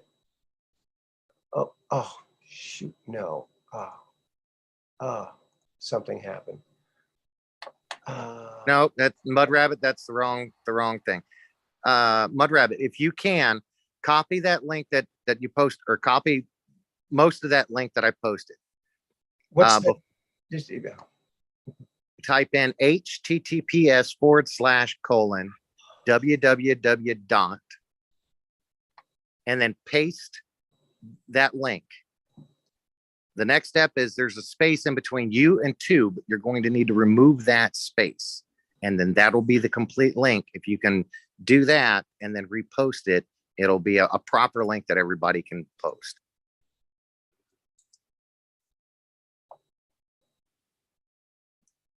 Did you copy me, Mud Rabbit?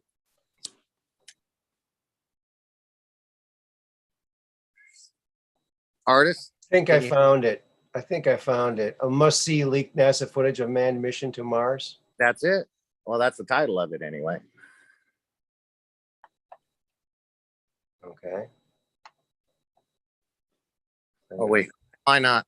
Oh, that's not. I paused it. So I'm not watching live. There we go. Now I'm watching live. I was wondering why. I didn't know if you had my video up there or not. Okay, I think I got it here. Amplex. Of course, apologies, guys. I didn't know my video was up. I had the other monitor paused. So sorry.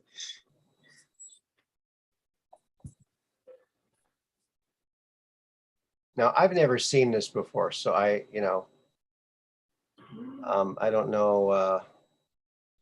It's not the footage that I was thinking that you were talking about, but let's see if we can get it up here and tell me if this is the one. All right.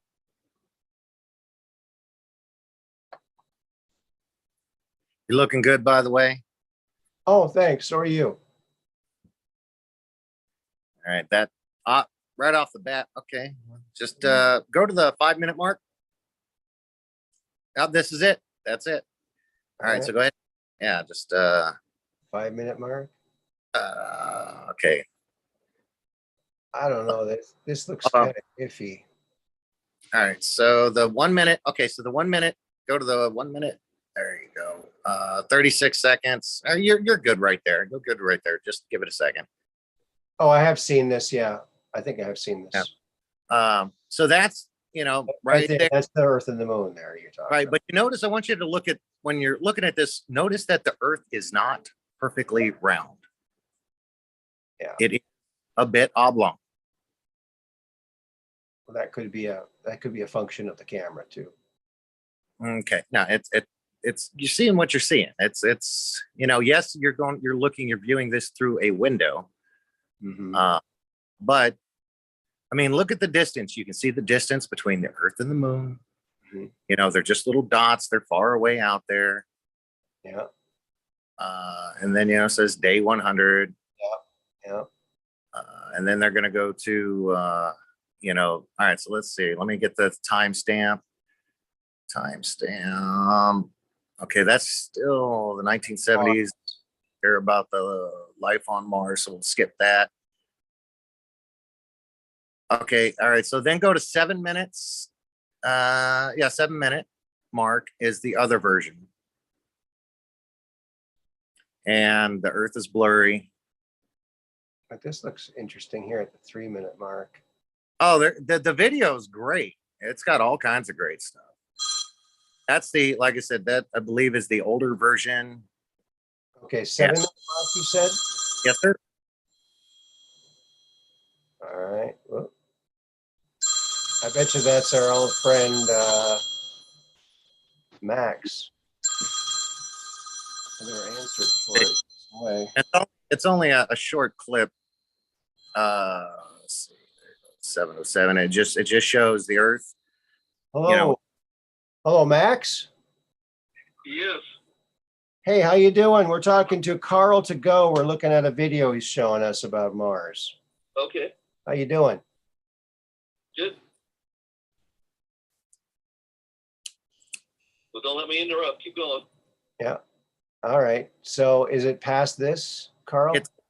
Yeah. Well, at the 7-minute mark, 7 minutes and 10 seconds, it has a short, 10-second section of the Earth and the Moon again. And then it goes into this is the 1991 version of the thing, but the Earth and the Moon's really blurry. They don't really get into it very much. Like I said, it's only 10 seconds and then it skips straight to Mars. But when they approach Mars, you get to see the atmosphere in Mars. And I think that's probably some of the best footage you ever get to see of a different planet. But it also, I mean, the whole point of this is to point out, to give you a different perspective of what is being shown on the internet by NASA, for you to look at our satellite imagery. Now, this, in my personal and professional opinion, is legitimate footage. All right. So I think I don't believe this is made up in some You know, it doesn't, none of it's computer generated. I believe this is coming from an actual camera, and we're getting to view Mars in real time, real video. Okay, but I want you to compare what you see in this video to that computer generated image of the moon plastered on the Earth. Well, Yeah. This doesn't look fake. This doesn't look computer generated. Where the image that you expose, you know, which you demonstrated, looked very, you know, just there's nothing natural about it. well, unless it's real. I mean, you know, I don't know. So reality doesn't look natural to you. So Computer does look natural. The atmosphere of Mars. I didn't see the atmosphere, but Might have been on the. Let me. Without, I'm not trying to watch the whole video, but I mean we could. Hey, I love this video. we have watched almost all of it now. Yeah. I mean, it's only 10 minutes and 5 seconds. Okay, so actually it's in the earlier section, I think, in the blurrier section at the 2-minute 19-second mark. Let's see, go back to 2-minute mark. All right, 2-minute mark, they approach Mars, and you can see, yeah, it's not great photography. He's bouncing all over the place, but you can see clouds. Have you ever seen the 1963 footage from Mars? I'm not sure. I think that looks. I've seen a lot of footage over the years, but this is, like I said, this is the only one that really stands out. Well, it's not just this one. I've seen some type of alien-like satellites or ships orbiting Mars. look pretty freaking real. Okay, so we're looking at the same thing. Yeah, right. Looks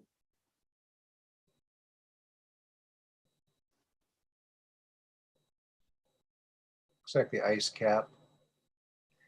Yeah, I know one way to fake something like this is you could have a regular camera over a high definition photograph of Mars, which are readily available, and you could have some machinery that going above it, attached to the camera, and make it look like the craft.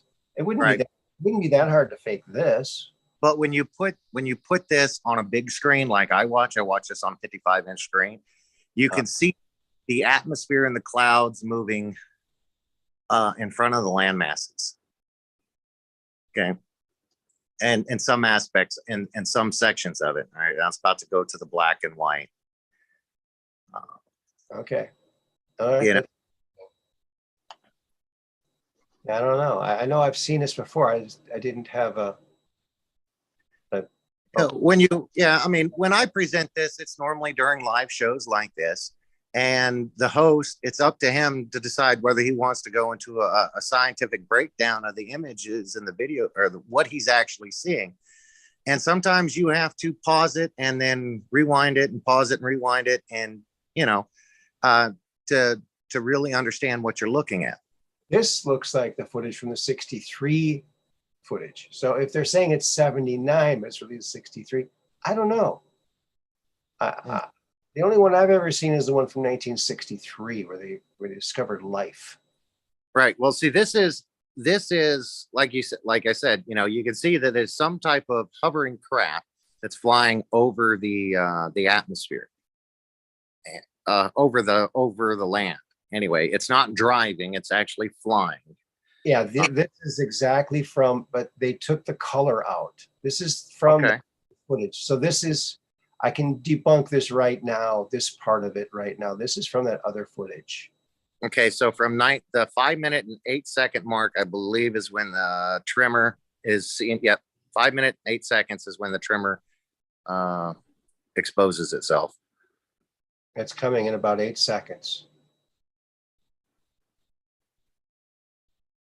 Yeah, you can see this in color on, yeah, this is exactly this 1963 footage. So you said 79. And it's color. This isn't color, but the other one is color. How do you fake this though?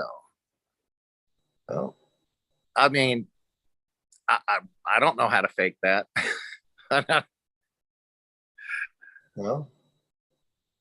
I mean, how do you get something to move the earth like that? That's a lot of earth that's being moving because they're not ground level. They're hovering above ground. And we don't know how high they are above the ground. No. That was after they landed. That was actually kind of small, like a little rodent or something. I think it was. They're still, the craft is still hovering. Yeah. I don't know. When it pauses on that. I'm not sure if I trust this Amplex. I'm not sure if I trust them. Can I click? Aaron, it's let's like Here. like that. Every bit of information you get online, you have to use a little critical thinking, and sometimes you're going to have to diagnose what you're actually seeing. I mean, I've seen some stuff online that, holy crap, that is amazing. Look at the clarity on that. And then that's the problem. It's too clear. And you go back and you slow it down, and then you analyze it like you do with all your imagery. And you realize that it's images or, videos and action imposed on other video. You don't see trickery like that in this video. Check this out. Picture, which you're now about to see as we saw it.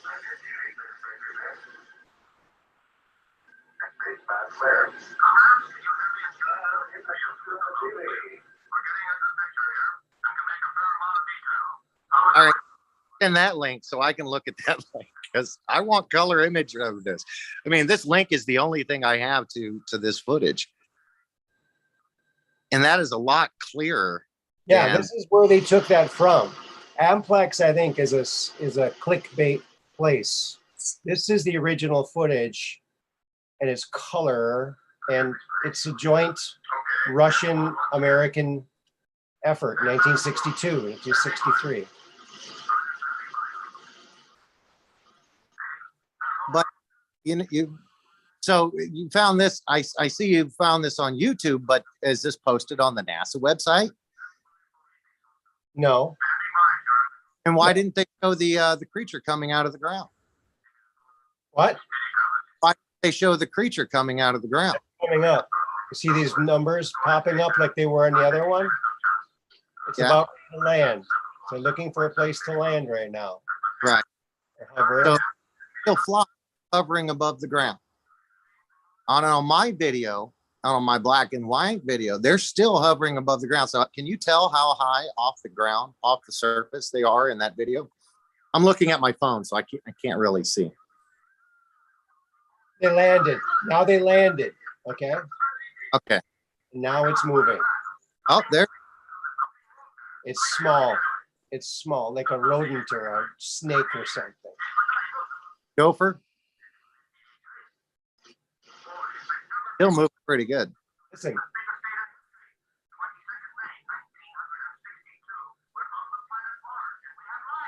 "22nd of May, 62.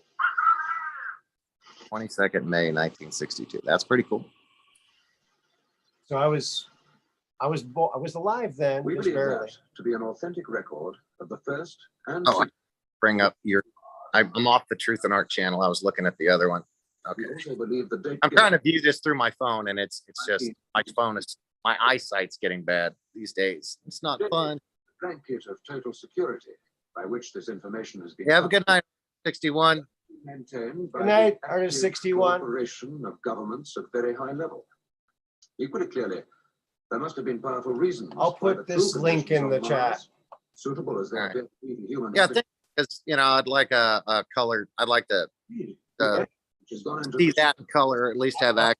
I saw this footage a Argues that long some time ago. operation of It's supreme still up. importance has been Amazing. going on beneath the security cover. But there's 2012. what I'm trying to get you to understand is when you see video Alternative 3. and images that are taken in real life, Humans they have they're blurry. They're not crystal clear. operation So when NASA posts an image like that you transcribe, but the moon and the Earth, as a challenge. it's, to those you who can tell it's a digital representation of reality. It's not reality. It's just a digital representation of it. Mhm. You know, and I wanted to use that video as, you know, something that you can use to compare and contrast what you're seeing. And that's all it was. You know, the legitimacy of those images, pretty damn legit to me. Yeah. Yeah. But You know, got a lot of moving ground, got a lot of blurriness, nothing's crystal clear. Nothing looks superimposed onto something else. But even though it was possibly real footage, Amplex took that footage, made it black and white, took the sound out, and put a different date on it. And Why are you criticizing the person who posted it? I'm not talking about the person who posted it or the company that posted it. It's like, just because it has NASA written on it, which is never a straight answer, which is, you know, Hollywood, mostly Hollywood. It doesn't mean that every now and then a little bit of truth can come out. yeah, I mean, you're criticizing Amplex. I don't watch everything about Amplex. I don't know the politics of Amplex. I follow them. a couple other things. I think they do. Posted something I found very curious, Sure. and the reason it's curious and the reason why it looks real is because they took something, they changed it, and they made it. I think that's kind of like they manipulated the footage, is saying, and because they took the color out and they cut sections out of it, that what you're seeing did not actually happen. I mean, this is the problem that we have with, you know, the digital world. You know, yes, I mean, you know, it's like somebody's conversation. You see CNN do it all the time with President Trump. They take 10 seconds out of a speech that he does. They take 5 seconds from one section of the speech, 5 seconds from another part of the speech, put it together, have him say something completely different. Well, now Trump is a racist. Trump is whatever they're trying to push. You know, he still said those words, just not in the order that they said that he said it. You know, we still see the image of the Earth and the moon. We still see the atmosphere on Mars. We still see some kind of craft hovering over a landscape that looks very similar to Mars. I mean, that could have been Colorado as far as we know. Yeah. You know, color black and white, it still doesn't change the fact that a camera on some type of craft was hovering over the land, a landscape, and then stopped. Yeah. And that you have to discern. Okay. It's a little bit different than, you know, just computer generating an image of Earth and then slapping an image of the moon on it and saying, look, guys, our satellite took this picture and this is what the Earth and the moon look like on this specific date. It doesn't compare and contrast. I mean, you can criticize all you want those videos from 1970 and 1991. They didn't happen in real time and they're not presented as they actually happened. That's not what I'm saying. What I'm saying is what the information in the video is sharing, is exposing, is what I'm talking about, not the legitimacy of the person or who put it all together. You know what's weird is you described it, and I instantly remembered that 62 footage, and it was actually part of it. That's weird. Huh. That's weird. That's I think it's great. But that footage has always captivated me. And if you watch the very beginning part where that dude's talking, it's probably the most important part. Is this tape was given to them by someone. I can't remember who said it was, but they believe it's true, a true account of what happened on this. I think it's a British TV show from the 70s. Or so now you have to discredit what they say because it came from BBC, and BBC always lies. I wouldn't say they always lie. I wouldn't say they always lie. But No. I understand my point. That, you know, the thing is just to discern the truth in our world. There's a lot of bullshit we got to go through to see it.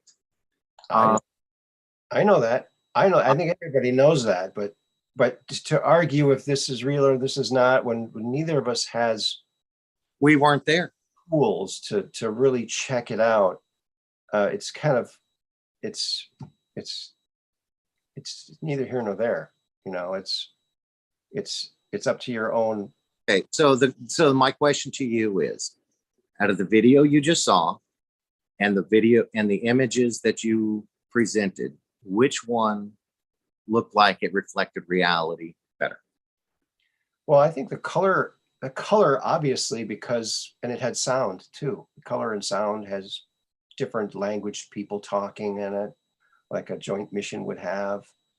The graphics, the numbers coming down in an analog kind of a way, and the color separation on the films very. Aaron, you're talking about your color version versus my black and white version. That's not what I'm talking about.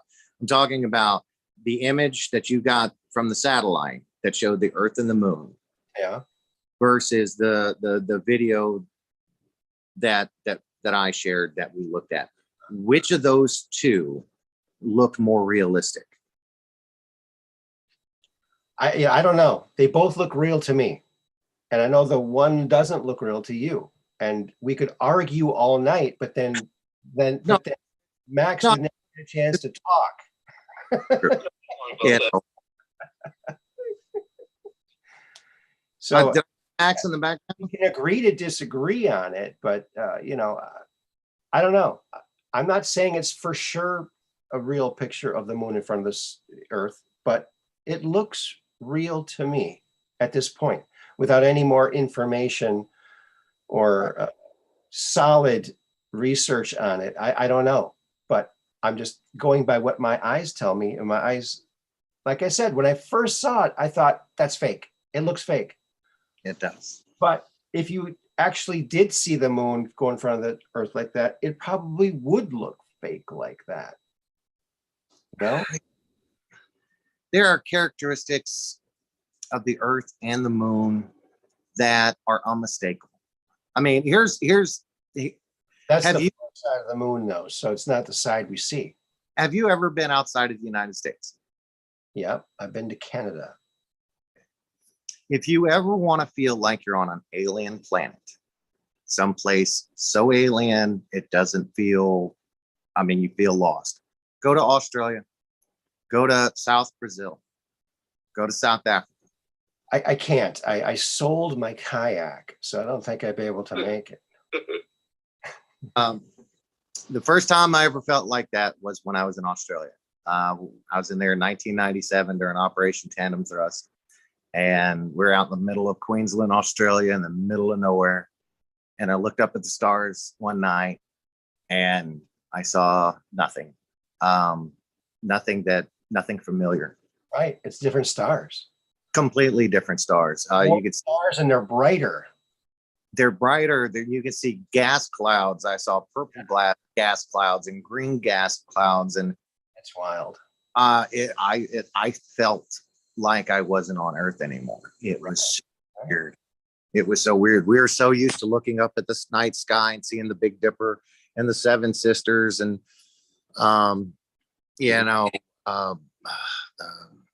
Orion and everything else that is familiar to us.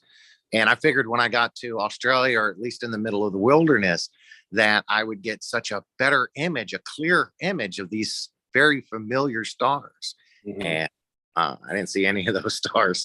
Saw a lot of stars, don't get me wrong, but it was nothing familiar. Right. Yeah. You Yeah, know, I'm going to go down there and look at that. But one thing I want to touch on before you kick me completely off is start researching Tartarian. Tartarian. The Tartarian Empire, Tartarian, anything Tartarian. Right. I've seen some stuff on that. It's One of the subjects that in my main research is, it's about the toward field. It's about sound, our universe being created of sound waves, and shape of the sound wave is the toward field, and everything in existence has a representation of the toward field in it. Everything is energy, frequency, and vibration. And sound is the only thing in our universe that has those three characteristics in it, no matter what shape it takes. Yeah, I agree with you that I think things are made of light and sound, but I I know you're really into the torrid field thing and this whole torrid thing, but to me personally, and this is nothing against you or the whole torrid thing, I'm not buying it. For me, I'm not. I don't see any evidence of it anywhere. But maybe I haven't looked into it enough. But Have you ever heard of the Fibonacci sequence? yes, yes. Okay. So the Fibonacci sequence is a representation of the torrid field. It starts at the 0 point and it works its way out. And it's mathematical. See, the thing is about the torrid field is it's mathematical. And its mathematical representation is the only math in the world that creates a shape when it's fully calculated out. That But shape. the Fibonacci is like a spiral. Right. And it from It's the not a donut spiral. that turns inside out on itself. Right. It's not a donut that turns inside out on itself. It is. No, it's not. No, It is. It not. does. It's not. That's not the shape. It follows the torrid field completely. Well, I know you're saying that, but I've mean, never seen know any you're evidence. Hold- I've seen enough videos. I'm not buying it. For me, Bear I'm with a me. really 30 hard seconds. person to get to believe something. It takes a lot for me to believe something. I know. I just want to show you some physical representation. just I want to show believe- you a picture or two. The torrid field. No, you already did that. You already did that, and I've seen things. I've seen it before you told me about it. So I guess I have a. I just want to show you the Fibonacci sequence in motion. If you bear with me, like I said, I just rearranged. I didn't tell you, but I just rearranged everything on my computer, so it might take me just a second. Whenever someone says "bear with me," I think, "Oh my God, is there a grizzly bear with them?" All right. Here it is. Here is the Fibonacci sequence in motion, represented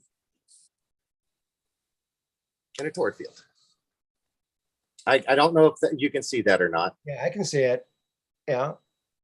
So that is the Fibonacci sequence in motion through a torrid field. I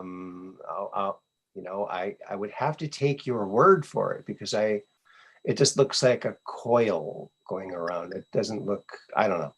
Maybe it is. I don't know. I'm not an expert on it. Well, I'm trying to teach you, brother. I'm trying to give you new information that you can use to wrap around.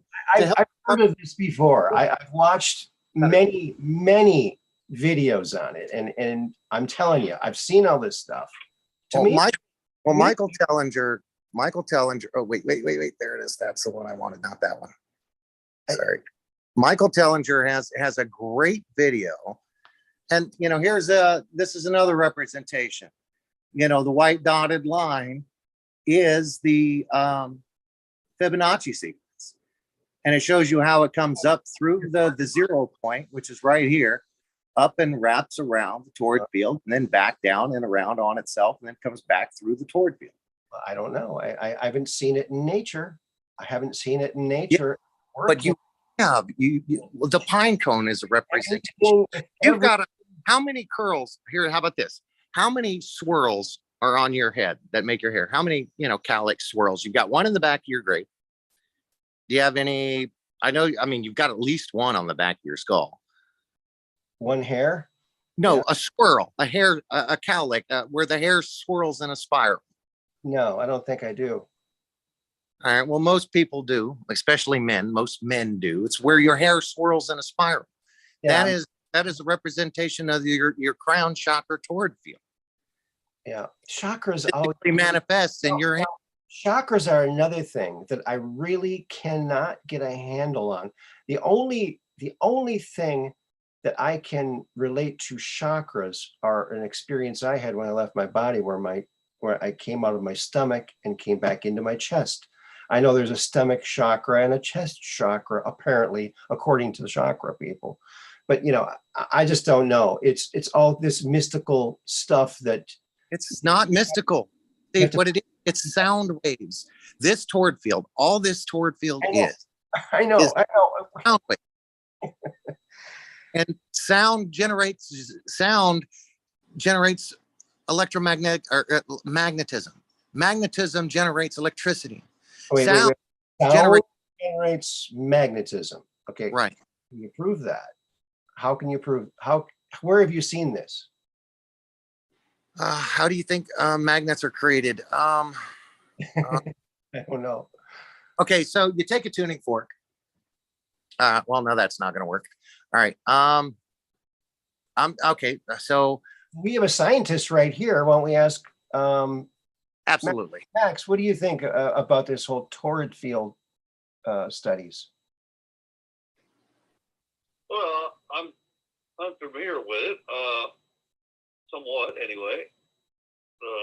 Of course, you're going to put me on the spot there. Well, better you than me. Yeah. Just kidding. Well, and of course, I don't like to take sides with people, of course. So Well, there is there are aspects of the toroid in, of course, in the mathematics and things that I present. Asking me to prove it, that's a different matter. I'm certainly not going to try to do that over the right. Well, over the phone. well, Carl and I might have to arm wrestle for this one. All right. Well, it's like this. The sound. Okay, so the sound wave is represented through an oscilloscope when we measure frequency. We take the median, the median of that frequency, and that is represented in a S sine wave on the oscilloscope. Now it's a two-dimensional representation of the frequency that we're measuring. All right. When you measure magnetism, it's in a toroidal field as well. And if there's experiments out there where you take the green, phosphorus tape and put it over a magnet, and it shows you a 3D representation of the magnetic field, which is a toroid field. And you see a two-dimensional representation of a three-dimensional object through a filter. So they're identical. Energy, every form of energy in our universe takes the shape of a toroidal field. I mean, what drives me crazy and absolutely nuts, because one of my good friends from Pena Perspective, he's a genius. He's heavily educated in mainstream, and he's a huge Einstein fan. Pena, And it's all about, yeah, he's a friend of mine too. yeah. And he's all about Einstein. And he was just talking to me. It took him, he was all excited. It took him 16 years and they finally solved one of Einstein's theories. And I said, the problem with Einstein is that all he gives you is theories that aren't proven one way or the other. And then he started to break down what they discovered. And I said, well, look, I haven't spent 16 years on it, but I can guarantee you this. What they discovered is the shape of that molecule was in the shape of a toroid field. And he says, oh crap, you're right. How did I figure out a solution to one of Einstein's problems in seconds that it took geniuses 16 years to solve? Because everything is a toroid field. It doesn't matter if you go to an electron is a toroid field. If you go to our solar system, it's a toroid field. If you go to our universe, it's in the shape of a toroid field, and everything in it has all the properties of a toroid field, no matter how big or how small. I know you say this. I know you say it. I've heard, like I said, I've seen videos. I've seen all the diagrams, all the videos, everything, and everyone, that one guy, what's that video he made? He's the guy that started this whole thing. I can't remember his name. He made a big movie about it. He's the one that had all that. He has that free floating toroidal field thing. Well, I mean, my research, road aerodynamics and the rodent coil, that was the beginning for me. And well, I mean, first I learned about Nikola Tesla. Then I discovered, I forgot, his last name's Rodin, and he came up with the Rodin coil. And he helped demonstrate and break down the vortex mathematics that describe all of this. And then I learned about Michael Tellinger, and my research has gone on, and I've contemplated about it, and I've looked at everything that the world has ever offered. And everything reflects this field. And when you contemplate it and think about it, all the scientific experiments, they use sound waves to generate light. So now we know that, in fact, I mean, and then, you know, even when you're talking about math and science, which is faster, light or sound? Light. Light. No, light has an endpoint. It can only go so fast. Light has a specific speed. It travels at a speed of light. They don't say it travels at the speed of sound, because the speed of sound is infinite. It can be propagated and propagated and propagated and propagated, and it can be pushed faster and faster and faster and faster. And Now, as well, wait a minute. Wait a minute. I gotta ask my friend Maxwell. Now, isn't that not true that speed of sound is slower than the speed of light?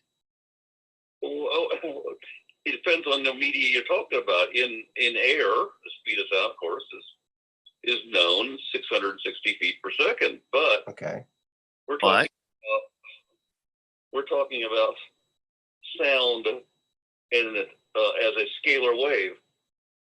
exactly. Scalar wave. It's hard to find papers where to describe this, but it's said that the speed of sound that can be achieved, essentially the speed of sound in a scalar wave, can be equivalent to c squared, speed of light squared. Wow. So that's the sound, the speed of sound and something else? Well, here's Scalar? how to think of this. Scalar? You know, if you've got a normal wave, right? You know, it goes up and down and up and down. You know, Your sound wave, your S wave. that's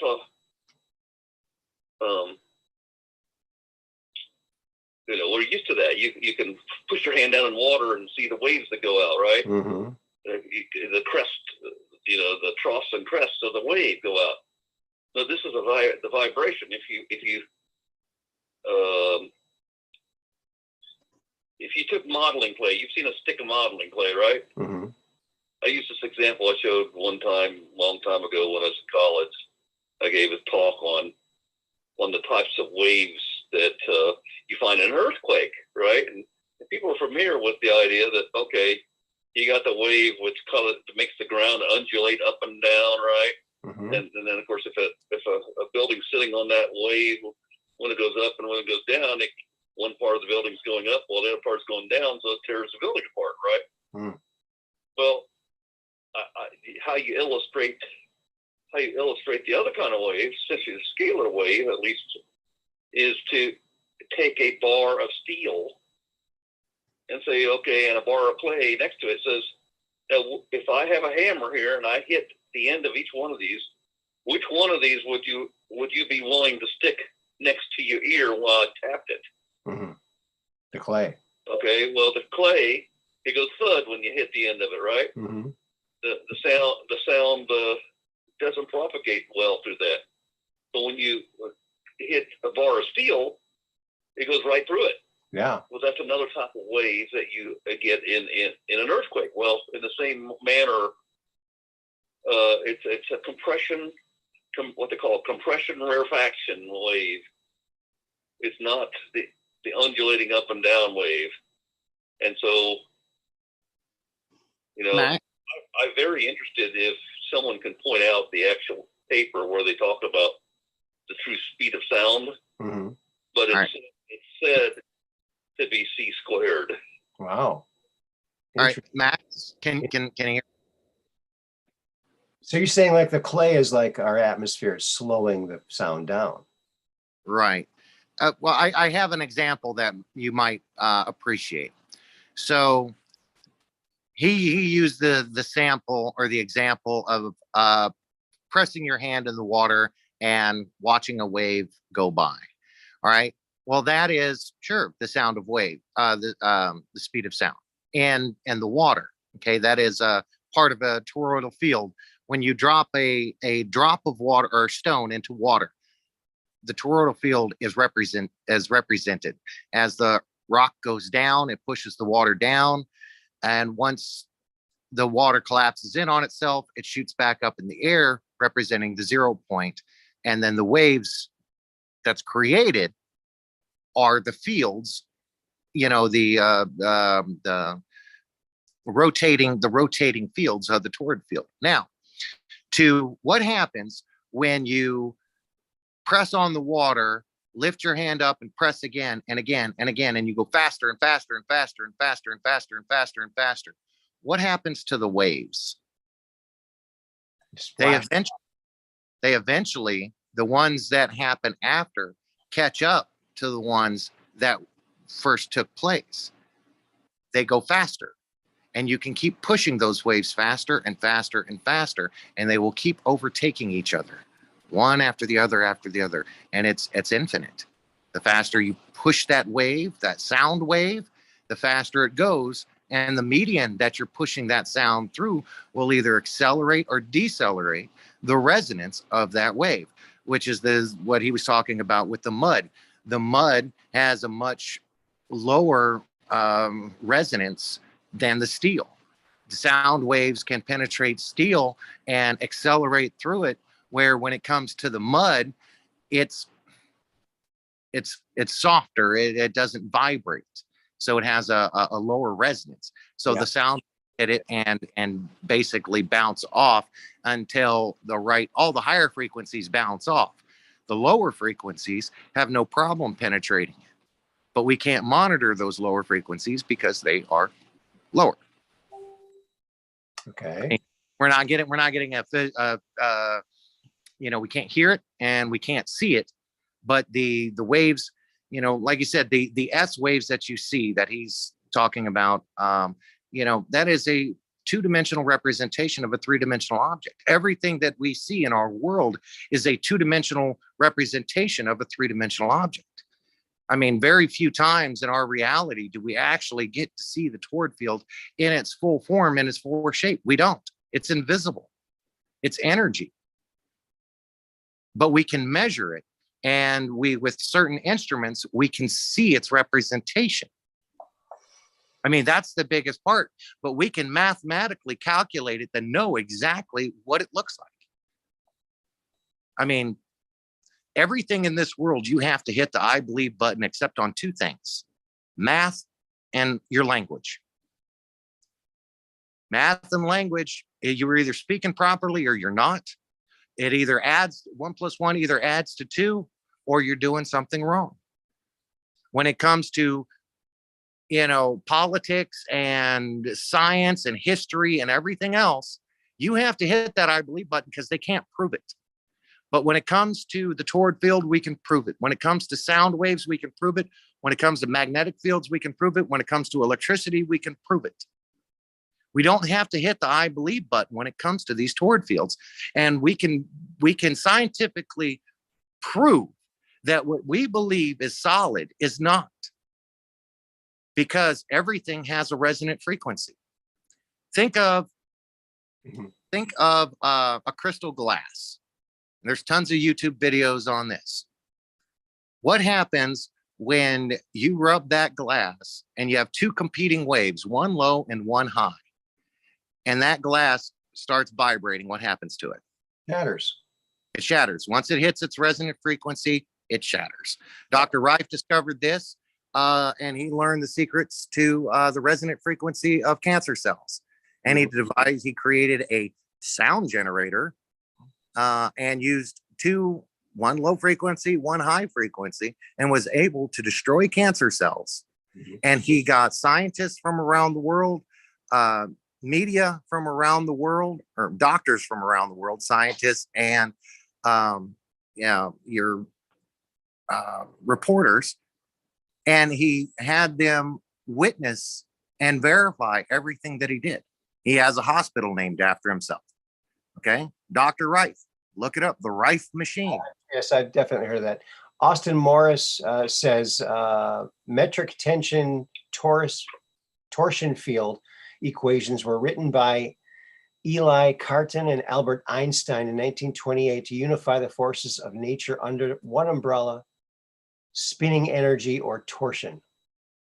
Yeah, so torsion fields have been ignored by mainstream, even though the co-author was Albert Einstein. Oh, there you go. Well, it's just something. But Dave, okay, so I mean, my whole point to this was that what I've been researching and what do I want to show the world is this toward field and why it's so important, because it's not lost. It's been erased from history. Okay, people knew about this toward field and in all of its aspects in the 1920s and earlier. During Nikola Tesla, during Albert Einstein, during the time of the Tartarians, there were electric cars pre-1910. Lots of electric cars pre-1910. They had electric scooters pre-1910. They had devices up and down in public places where you could walk up and it says electricity, the invisible, medical curing device. Squeeze this handle and push it forward, squeeze this handle, pull it back, and watch how much electricity you're utilizing. It relieves tension, migraines, muscle spasms, blah, blah, blah, blah, blah. And this was public domain. You look at the ancient Tartarian architecture, and all of the buildings that they had were designed to have more than one purpose. And almost every building had these giant antennas on top of them, or these pillars. And there were even hats that people would wear in the Tartarian Empire in China, Bangladesh, Africa, India, and even what was that other place? Anyway, it doesn't matter. But the thing is that there's pictures of these people wearing these funny antenna-looking hats on their head. And those hats represented, were also represented on the buildings around them. They were using free energy pre-1910. Okay, so in the 18 and 1700s, our history is all wrong. They knew about free energy. It was everywhere. They were utilizing it. They were healing their bodies from it. They were using it for transportation. That was life back then. And then here comes this Khazarian cabal, and they erased and destroyed buildings and monuments, and there is nothing left there's very little left on this earth today that was here in the early 1900s during Nikola Tesla and Einstein's timeline. I mean, you've got pictures, we've got pictures of road bridges that were this gorgeous stonework, massive bridges that they were using representations of the toward field in the arches, and you could see it. It's gorgeous. And then that same bridge, they destroyed all the stonework and replicated it in steel, except they didn't build a tower. They built a little square, put a sign on it, and then took this gorgeous representation of the toward field in stone and reduced it down to a few little arches. It's pathetic. But what we had in the past was grander and more human than what we have today. So trying to get people to wake up to the toward field will hopefully get them to look into the past. And then the past are all the answers to our future, because everything has been erased. We've been lied to about everything. And that's pushing this. That's trying to get this information out there. Okay. Well, I know there's a movie out there. You must know the name of it. That guy and his wife made this movie about the torsion field, toral fear, what do you call it? You've seen that movie, haven't you? I don't know what you're talking about. I really have. I've seen lots of short clips. Michael Tellinger's got a 2.5 or 3 hour thing that I watched, which I thought was fascinating, because he goes to the ancient times, except I don't know if he doesn't. It's like everybody I have used for research to understand the toward field and its representations in the past only has one tiny little aspect of it, and that's what they preach on, but they're not putting it all together. Okay. So no, if you can figure out, remember, or whatever, please let me know. Save it. All you gotta do is go to YouTube and punch in Torres Field or whatever it is, and a documentary, and you'll find it.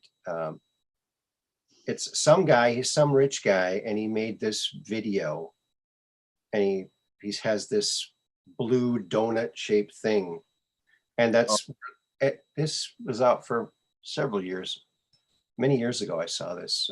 I thought this was, when I first researched it, I knew it was, old hidden technology or knowledge. It's not technology, it's knowledge. But I didn't know the scope of it until I started putting things together and researching the Tartarian Empire and looking at here's a greater one. This Michael brought this up, and he just said it just so briefly that most people didn't even catch it. So those who research history, we all know about the Sumerian text and the Sumerian tablets, and the biggest problem with the Sumerian tablets and writings is the translation, because it's just little, they're just little lines, little T's. If you had a T and pressed it into the clay, it would, make a funny little shape. And it's just those in a bunch of different directions. Well, what Michael Tellinger figured out, or scientists figured out, is that when they take these toward fields under, massive magnification, the cross sections of energy fields represented in light in the 3D environment are the exact same shape. So what we could speculate is that the Sumerian language, if we were to take those tablets and take all the letters off the tablet and put them in a 3-dimensional toward field, it would give us a huge picture. It would probably give us holographic images of what they're trying to transcribe. Well,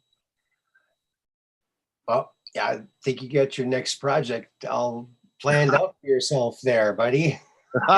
Well, I mean, it's fascinating stuff like that.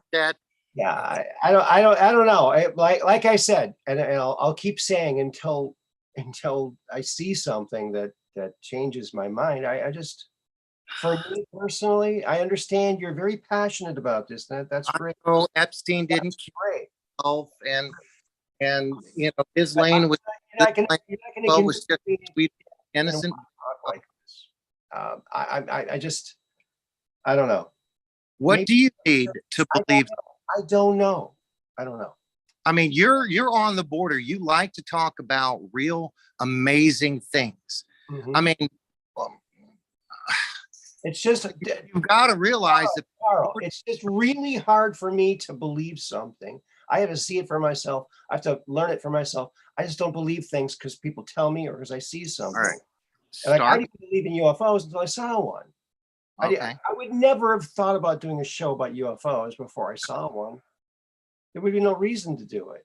All right. Well, then just start with rodent coil. You know what? I'll give you. I will give. I've seen all this stuff. It's like it's not clicking with me for some reason. I don't know, but I will take another look at it and we'll see. Explain it. What was that, Max? No, it's very different. It's a subject that's very difficult to literally to wrap your head around. Right. Yeah. In a small show, it's one of the things you gotta build someone up to it, and that's why you're getting resistance. It sounds like from Aaron is because he's got to see this, and if he misses anything along the way, it's not going to jive, which is understandable. Right? Max? Am I describing it wrong? I don't think you're describing it wrong. Different people, but you have to understand, of course, that different people learn different ways.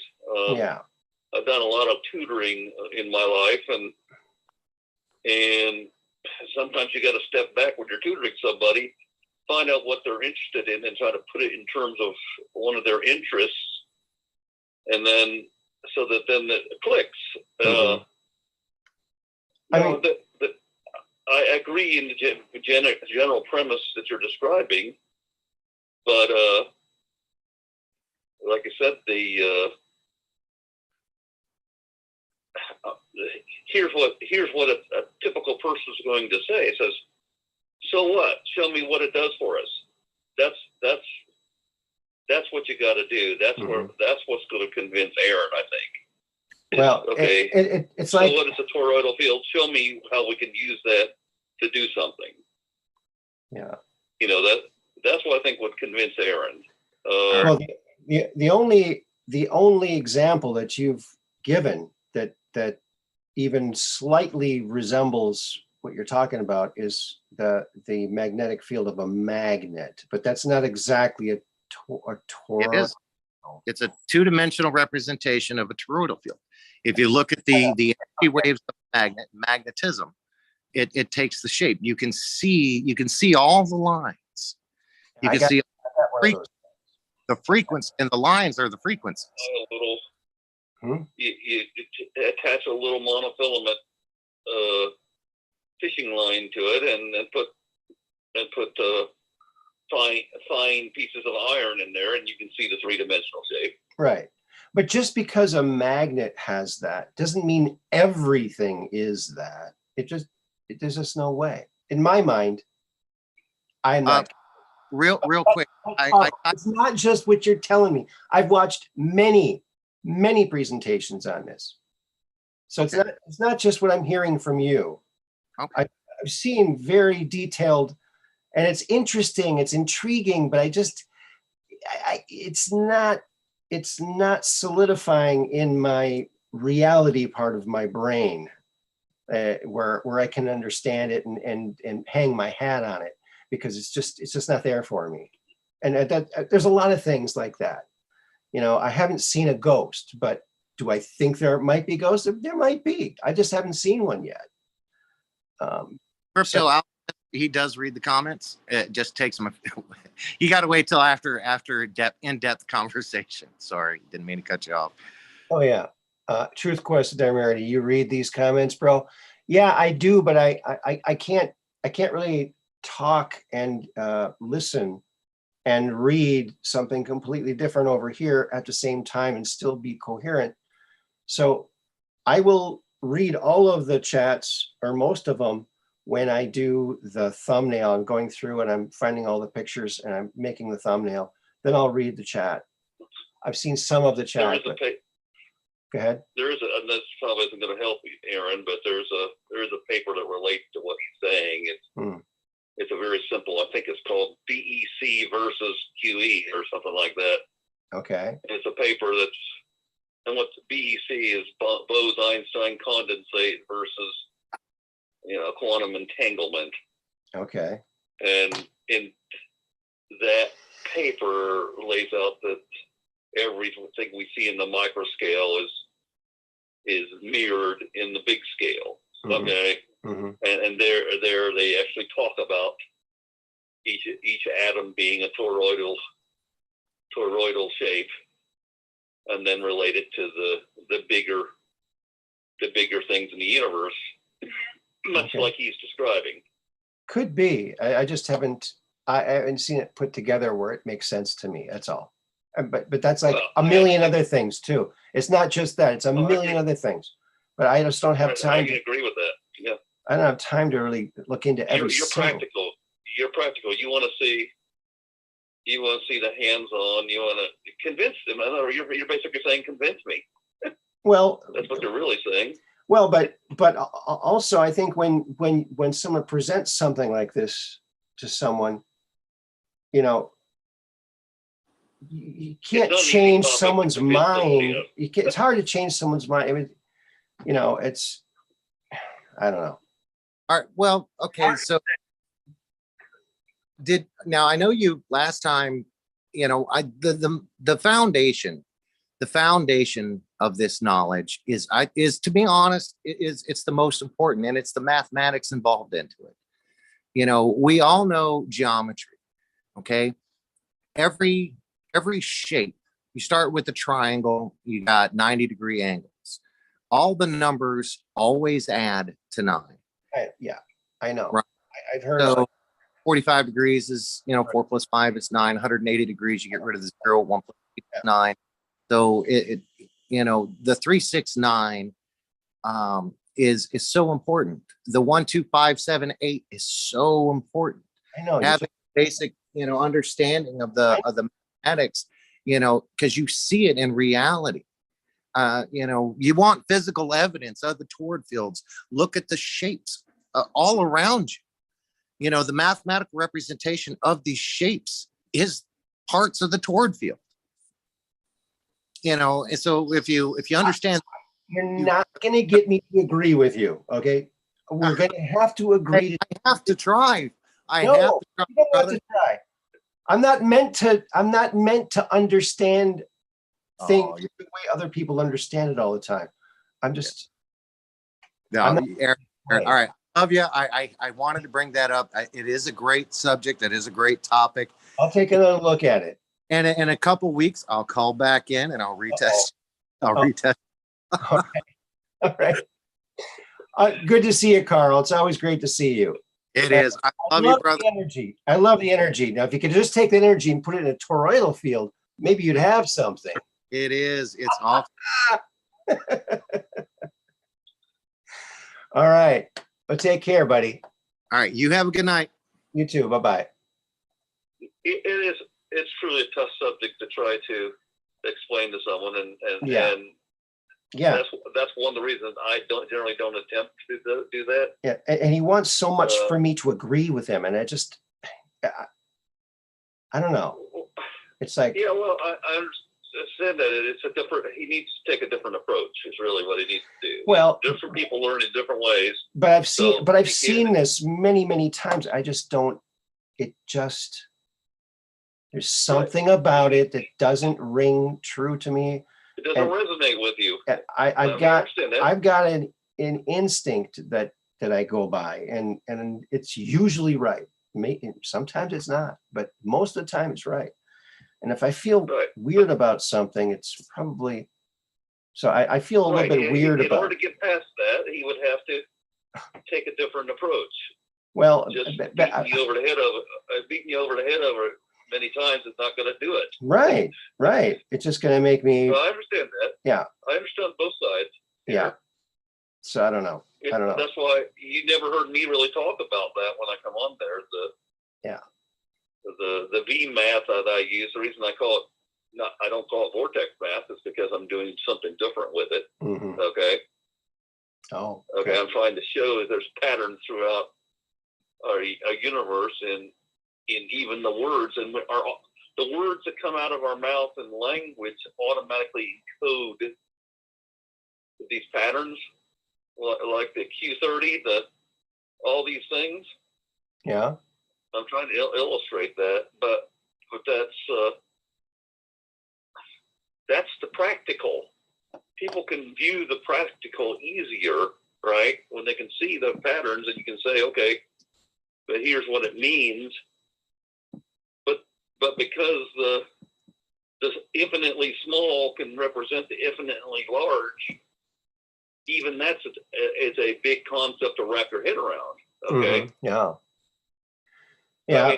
I mean, I've been trying to convince people that for a long time since we've been on the show, of course, that there are these patterns that suggest we're in a joint training program.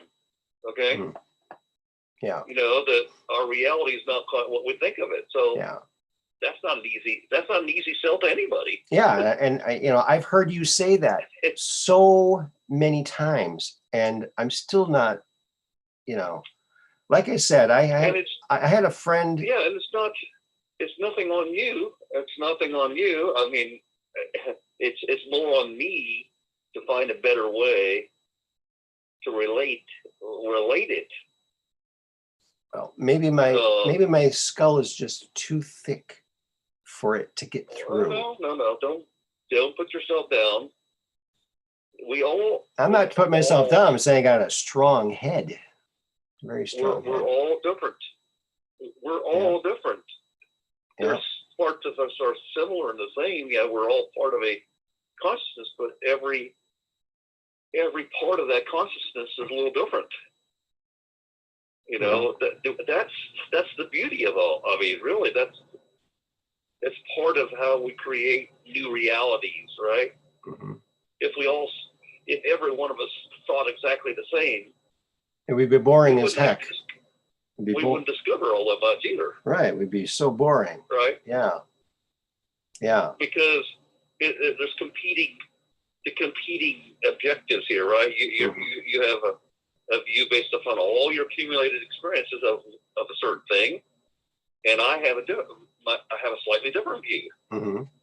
Yeah. And so we each have to go through, try to figure out, okay, Mm-hmm. how do I explain my view? Right. You know, it really comes down to that simple. Yeah. And I go back to this a lot as something that Corey Good, an observation he pointed out, that we all have a lens that we look through to see the world through, and everyone's lens is different, and every experience you have, everything you learn is another grain of sand that you have to now grind into that lens to make it part of that lens that you see the world through. So everyone sees things differently. There's no way for us to all see things the same. And like you said, it would be a boring planet if that were the case. You know, I had a girlfriend once who, you know, she was so much like me that it became so boring. It's like, yeah, I don't like peas either. Oh, can't talk about that. You know, it was Right. So it's, yeah, you want someone to be with someone with some similarities, but you don't want so many similarities that it becomes just boring. Right.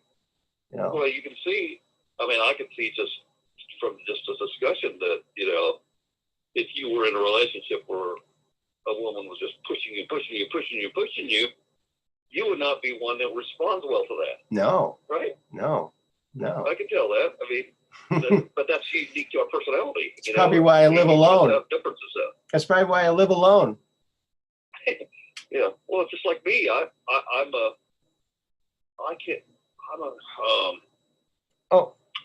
avoid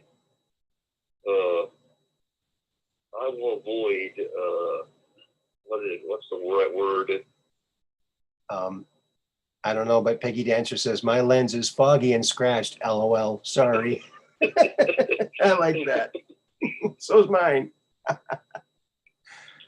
If I can avoid an argument, I will. Yeah, Okay, that's right. built in my personality. Sure. Yeah. I used to have problems with the relationships I was in because the women would want me to argue. I said, if it's worth arguing about or it's important enough, I'll argue. Mm-hmm. But otherwise, I'd rather figure out how we can resolve an issue rather than arguing about it. Right. You know? Right. And there, one woman that I dated, she could not accept that. Yeah. You know, and I said, listen, I mean, I'm not saying anything bad about you. You have a different style about how you view relationships in, and mine is that we don't have to argue to find a common ground. You can share your thoughts and what I've done wrong. I'll listen. Mm-hmm. I'll listen to what you have to say. Listening is one of the most important lost skills. That, you know, just listen, and that would make her mad. That would make her angrier. Mm-hmm. Well, I said, what could possibly make you more angry by me saying that I want to listen more, and then ask you to listen more, and maybe we can find a common ground rather than arguing about it. Well, some people like to argue. That's their life. They Right. love it. They love arguing. And they can't let go of that. Right. You can try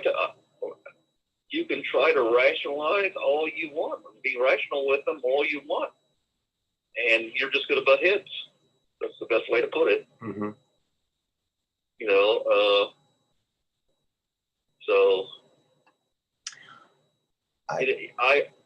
yes, I'm familiar with obviously the toric fields and all that thing, but it's not I have learned, of course, that it's not a subject that you can go into especially in a short period of time, and convince somebody of something without having the kind of reaction that was occurring between you and him, right? That's why I never brought it up. You never heard me bring it up here before, really? Have you? I don't think so. No. I mean, that's why. I mean, I'm familiar with and I look into exactly some of the same things he's talking about, but that's different. There, you have to, from my perspective, what he needs to do to convince people, especially people that have a viewpoint like you, is to emphasize the practical. Okay, so what? Like I said, so what? There are toric fields. Everything's a toric field. What am I supposed to do about that? Or, how does this affect my life? Yeah. You know what I mean? Right. And just saying it affects everything of your life is not good enough. Right. Right? You want to say, if you expect me to change my mindset about the world, you have to do better than that.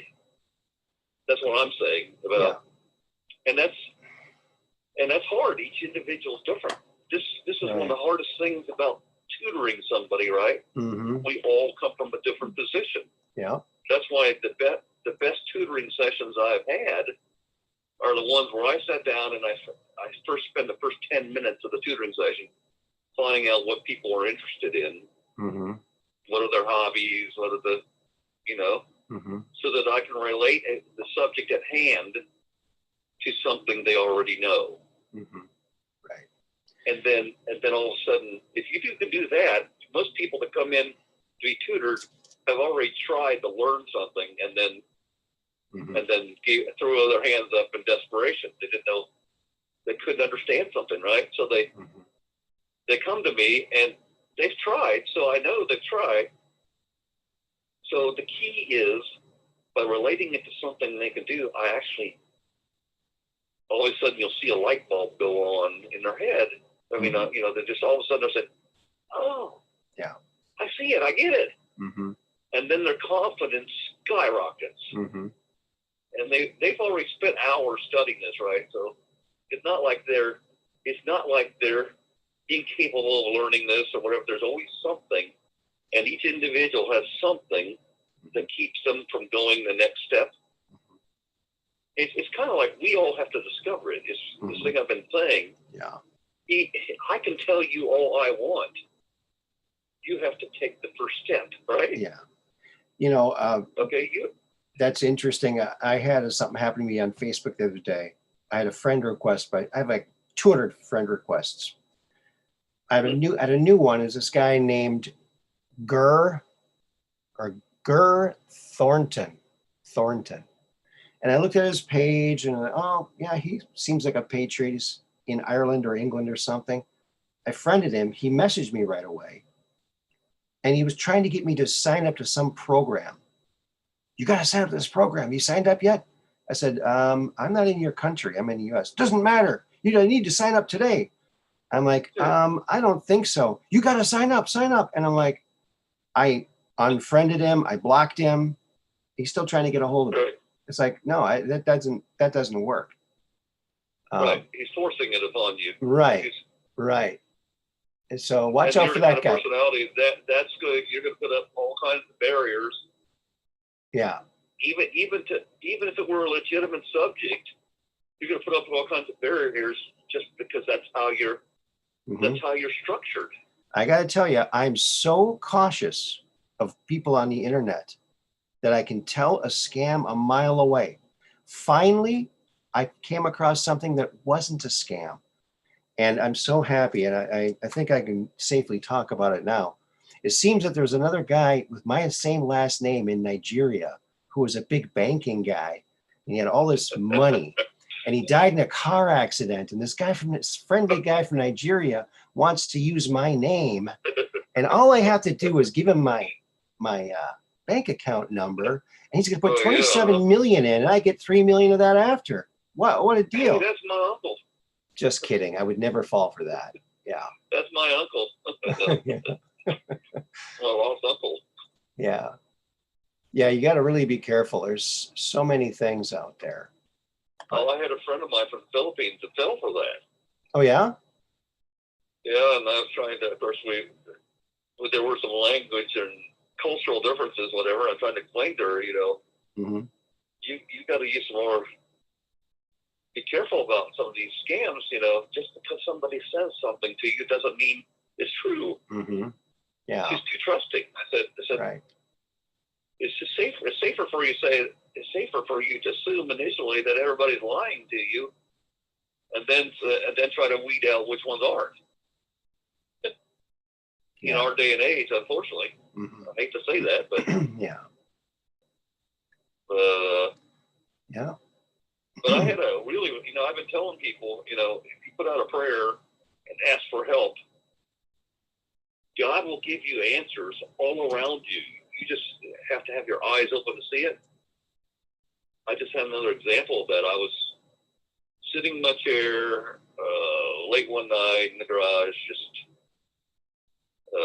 it's kind of my man cave type place, where I go to think, because it's, except for occasionally the TV on the background, I can just think. Well, in the background, it was late at night, House came on, the TV show House, and I've been, of course, suffering from cancer, and I've done a good job. I've got techniques that allow me to get rid of all kinds of cancers and whatever, but and I've been steadily improving. But there were parts of what I was going through that were unexplainable. One thing was unexplainable, is why if I ate eggs, I'd suddenly get improvement in various areas. And there's nothing in the eggs that struck me as something that should do that. With all my knowledge, I couldn't find any connection. Well, I was watching the show House, or listening to it actually, and just sitting there, and I realized every symptom that House was saying about this guy were my symptoms. Of course, House usually takes on only the strangest cases, right? So I'm listening to this and said, oh my God, he just described me to a T. What the heck? Do I have this uncurable whatever? And so I'm listening. Now I'm paying attention to what he's saying. And he's talking about this disease called amyloidosis, where you build up amyloid proteins throughout the body, and they're really the building blocks of antibodies, okay?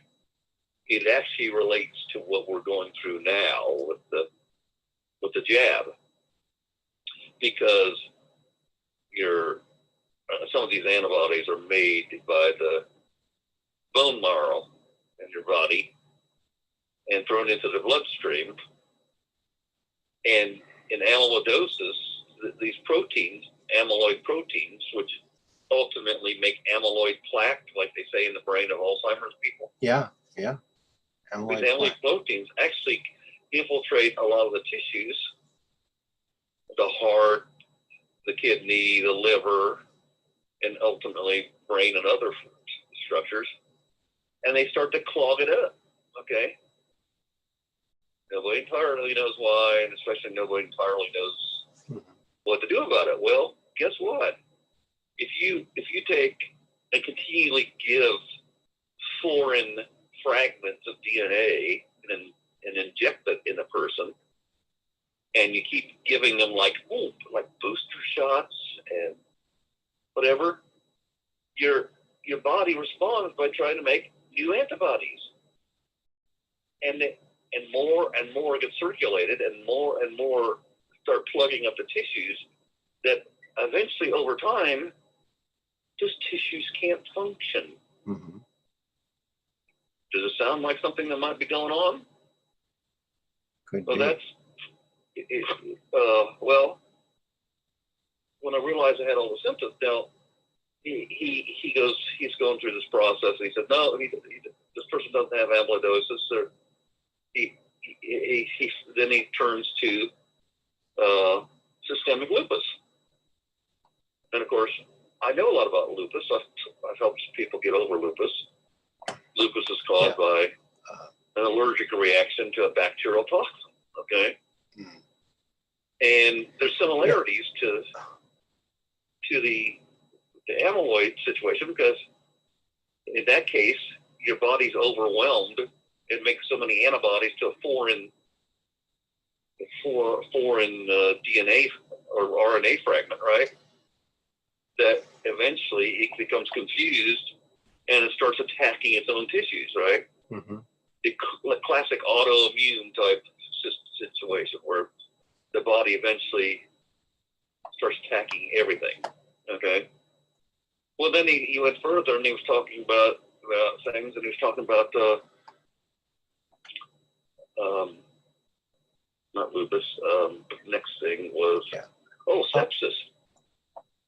And I know what sepsis it feels like. I know what causes it. I had a situation where it felt like somebody was grabbing. Literally felt like you took their hand and you put it around my kidney and start squeezing it. Ouch. That's the beginning of sepsis.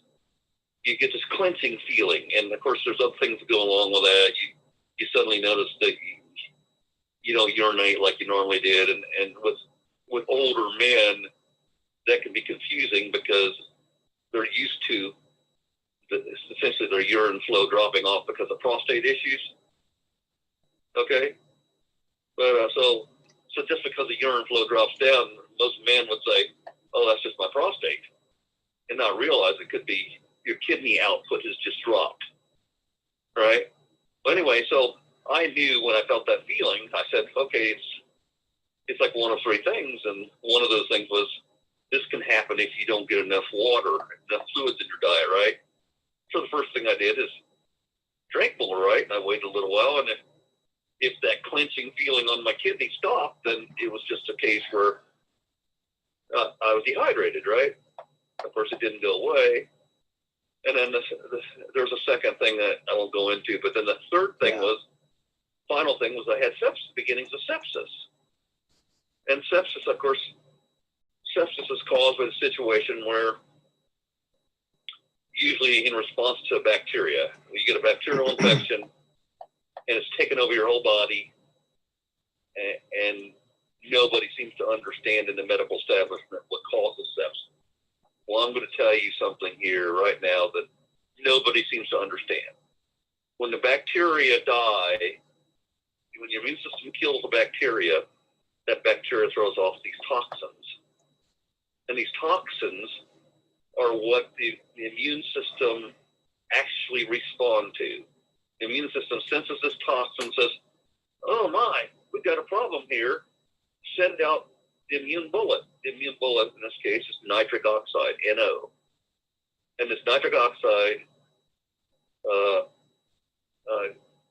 is an oxidizing agent. It will kill bacteria and viruses and parasites and fungi all at the same time. The problem is, as three different people found, they got the Nobel Prize for showing that nitric oxide regulates blood pressure.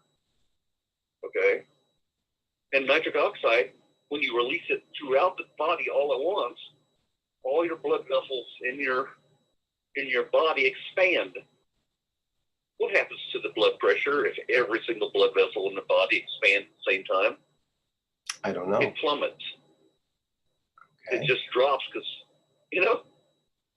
your body can't pump to fill up all the volume that's, So what happens when the blood pressure drops, there's insufficient pressure to push it through the most sensitive tissues, kidney being one of them. So the kidney's saying, "Hey, I'm not getting any air here, or I'm not getting any food here," and so it starts to spasm. That's what I was feeling as the clenching feeling, like someone was grabbing the kidney and squeezing it. Oh. That's the kidney saying, "I'm spasming here. Come on, pay attention," Okay, so what is the answer in that situation? The answer is you need more blood flow, right? That's what's really causing the problem for the kidney. It doesn't have any air coming to it. There's no food coming to it. So how do you do that? Well, you got to get those blood vessels to now come back to to some kind of a normal size, right? Well, how do you do that? Well, the thing that made them expand was the nitric oxide. So you can either throw something in there that kind of sucks up the excess nitric, sops up the excess nitric oxide, and it turns out there's an easy thing your liver makes that does the job. It's called glutathione. And if you're in a hospital setting, if you have a loved one out there and you're in a hospital and the doctor comes and he says your loved one's in there and it's got sepsis, we can't get under control, you can save the day, and I'm going to tell you exactly how you can do it. Tell the doctor, can you give my family member a glutathione IV? Because what happens, you put that in the blood, and that glutathione reacts with the excess nitric oxide, and it makes something called nitrosoglutathione. And when that happens, it's no longer triggering the blood vessels to expand, and they start to contract again. So when they contract, the blood pressure goes up, the kidney suddenly has air and food coming to it, it stops spasming, and sepsis goes away. Now if you're not in a hospital environment, you can do that a couple other ways. Nobody is set up to do a glutathione IV at home, right? But there are things that you can take in your diet, supplements you can buy at the store, that as soon as they get to the stomach wall absorbs them, sends it straight to the liver where it's converted into glutathione. Those two substances, two of the many substances, one is called alpha lipoic acid. It's kind of a precursor to glutathione. You take that in, it gets your stomach, it's rapidly absorbed, goes straight to your liver, and immediately you start producing glutathione. And it's so fast, in fact, that within I don't know, a minute, often people will have to urinate, and you can smell the glutathione. That's how fast it is. It's very, very fast. And another thing is called N-acetylcysteine. Okay, well, where am I going with all this? Well, I'm trying to just explain what sepsis is, and that's the leading cause of death in hospitals. Yeah. I just told you how to solve, and many people that are out there listening could have a loved one. They go to the hospital and they say, well, your loved one's got sepsis and we don't know what to do about it. But if you can remember this one thing, you can save the life, potentially, of your loved one. Awesome. And I can only say that. You have to believe me, But it's like, I can give you the information. You've got to take the first step. Information on this program is not to be construed as legal or medical advice. No. Yeah, certainly not. This is just things that I've learned. It's not right. I'm not in any specific instance, but I know. I just trying to. Well, anyway, how it relates to me now, because I just described, went all the way around here, is talking about how I've listened to House, and he was talking about this, and all of a sudden it dawned on me, in a very real sense, I had the beginnings of this amyloidosis, where these amyloid proteins were building up in my body. And by the way, it could have happened because of just exposure to the virus, right? Because I definitely had it in the past, and I had some of the symptoms, by the way, of amyloidosis are almost identical to what they call long COVID. I think long COVID could be this. Okay. Anyway, the important part here is I now had a focal point to how to figure out how to fix the problem, right? And it turns out I started looking up what things remove amyloid proteins from the body, right? And there were a number of things that were coming up. Bromelain, which is the enzyme in pineapple, has been found to remove it from the kidney. Simple fasting for a while can cause the circulating levels of amyloid in your blood to drop. Now, I think they should rename fasting. They shouldn't call it fasting. They should call it slowing, because when you're fasting, time goes very, very slow. They should call it slowing. What are you doing? I'm slowing. Slowing. Yeah. Not fasting. Does not go. Time doesn't go fast. That's my But opinion. anyway, the other thing is you learned that just like sepsis, acetylcysteine or alpha lipoic acid will react and remove. Glutathione is, in addition to being an antioxidant in the body, it's one of the main things that removes toxins from your body. And in this vein, those amyloid proteins that are circulating in your blood actually, essentially, when they get to too high a level, act like a toxin to your body, and your body helps get rid of it out of the blood. And when it gets out of the blood, all these symptoms start going away. And so, in one fell swoop, I applied all these things. I instead of eating at, breakfast at 8 in the morning or whatever, I didn't have anything till 1 in the afternoon. So I went from like 9 o'clock at night to 1 in the afternoon one day. And oh my God, did I feel dramatically better. And everything started to go away. I had inflammation. It started to go away. And then I took a little further. I noticed that there were things that I was taking that were known to be very strong anti-inflammatory agents that I'd never tried before. One of them comes from lion's mane mushroom, which also has black pepper in it.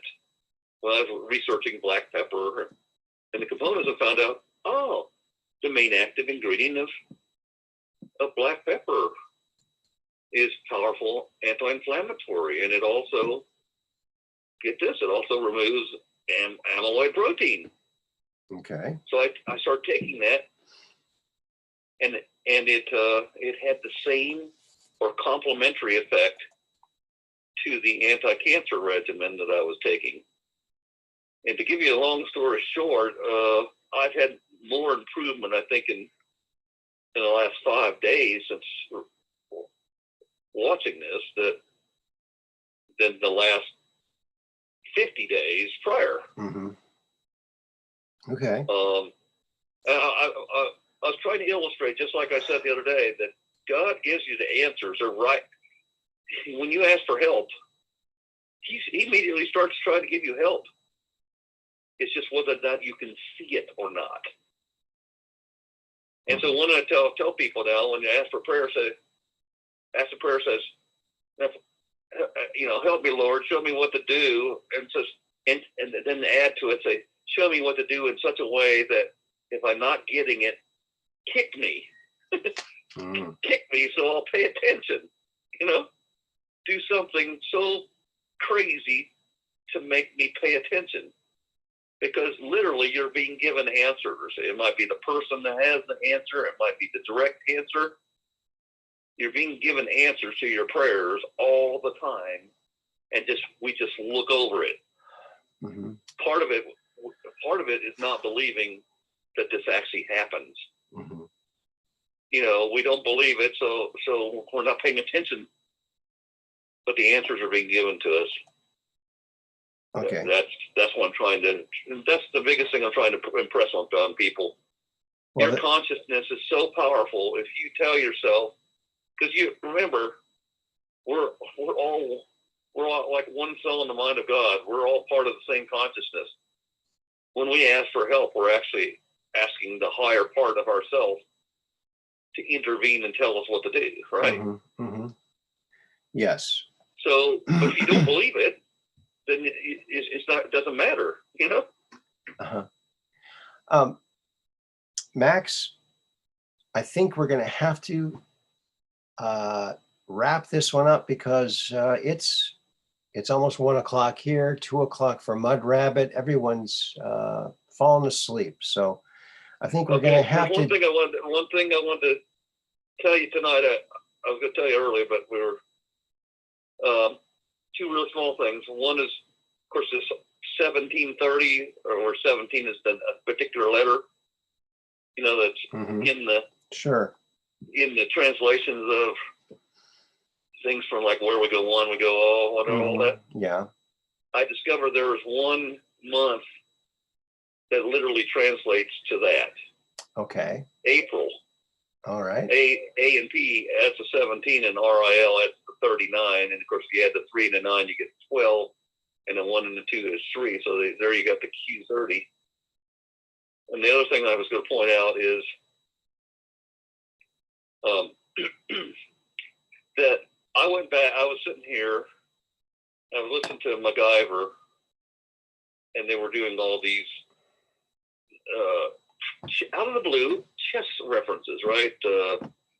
Knight to, one of them was knight to king's bishop 3. And it made no sense to the storyline. And then there was another one, king to king's bishop 5. And then it dawned on me, okay, didn't the Q drops talk about 5D chess? Mhm. And then it dawned on me, there's been lots of references over time in the Star Trek, the original series, and the Next Generation. There were chess references. Uh-huh. If anybody knows what those specific chess references are in those, please let me know, because I translated in the mathematics what the MacGyver episode suggested. It suggested a date, February 2nd, 2022.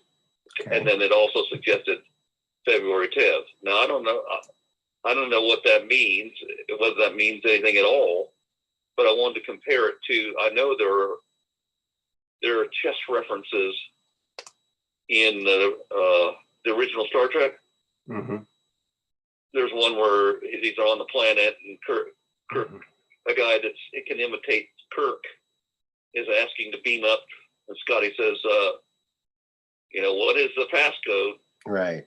And Yep. I remember that. I think about this, is 5D chess, maybe 5D chess is understanding that the moves given in the chess actually represent a coded number. Could be. So if anybody, I'm listening for them. In fact, Star Trek's on in the background here now. I'm listening to see if this is the episode.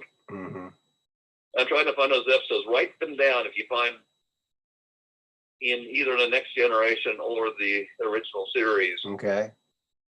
Write down the specific thing they say, like All right. king to king's level 3, or All the whole right. thing, Sure.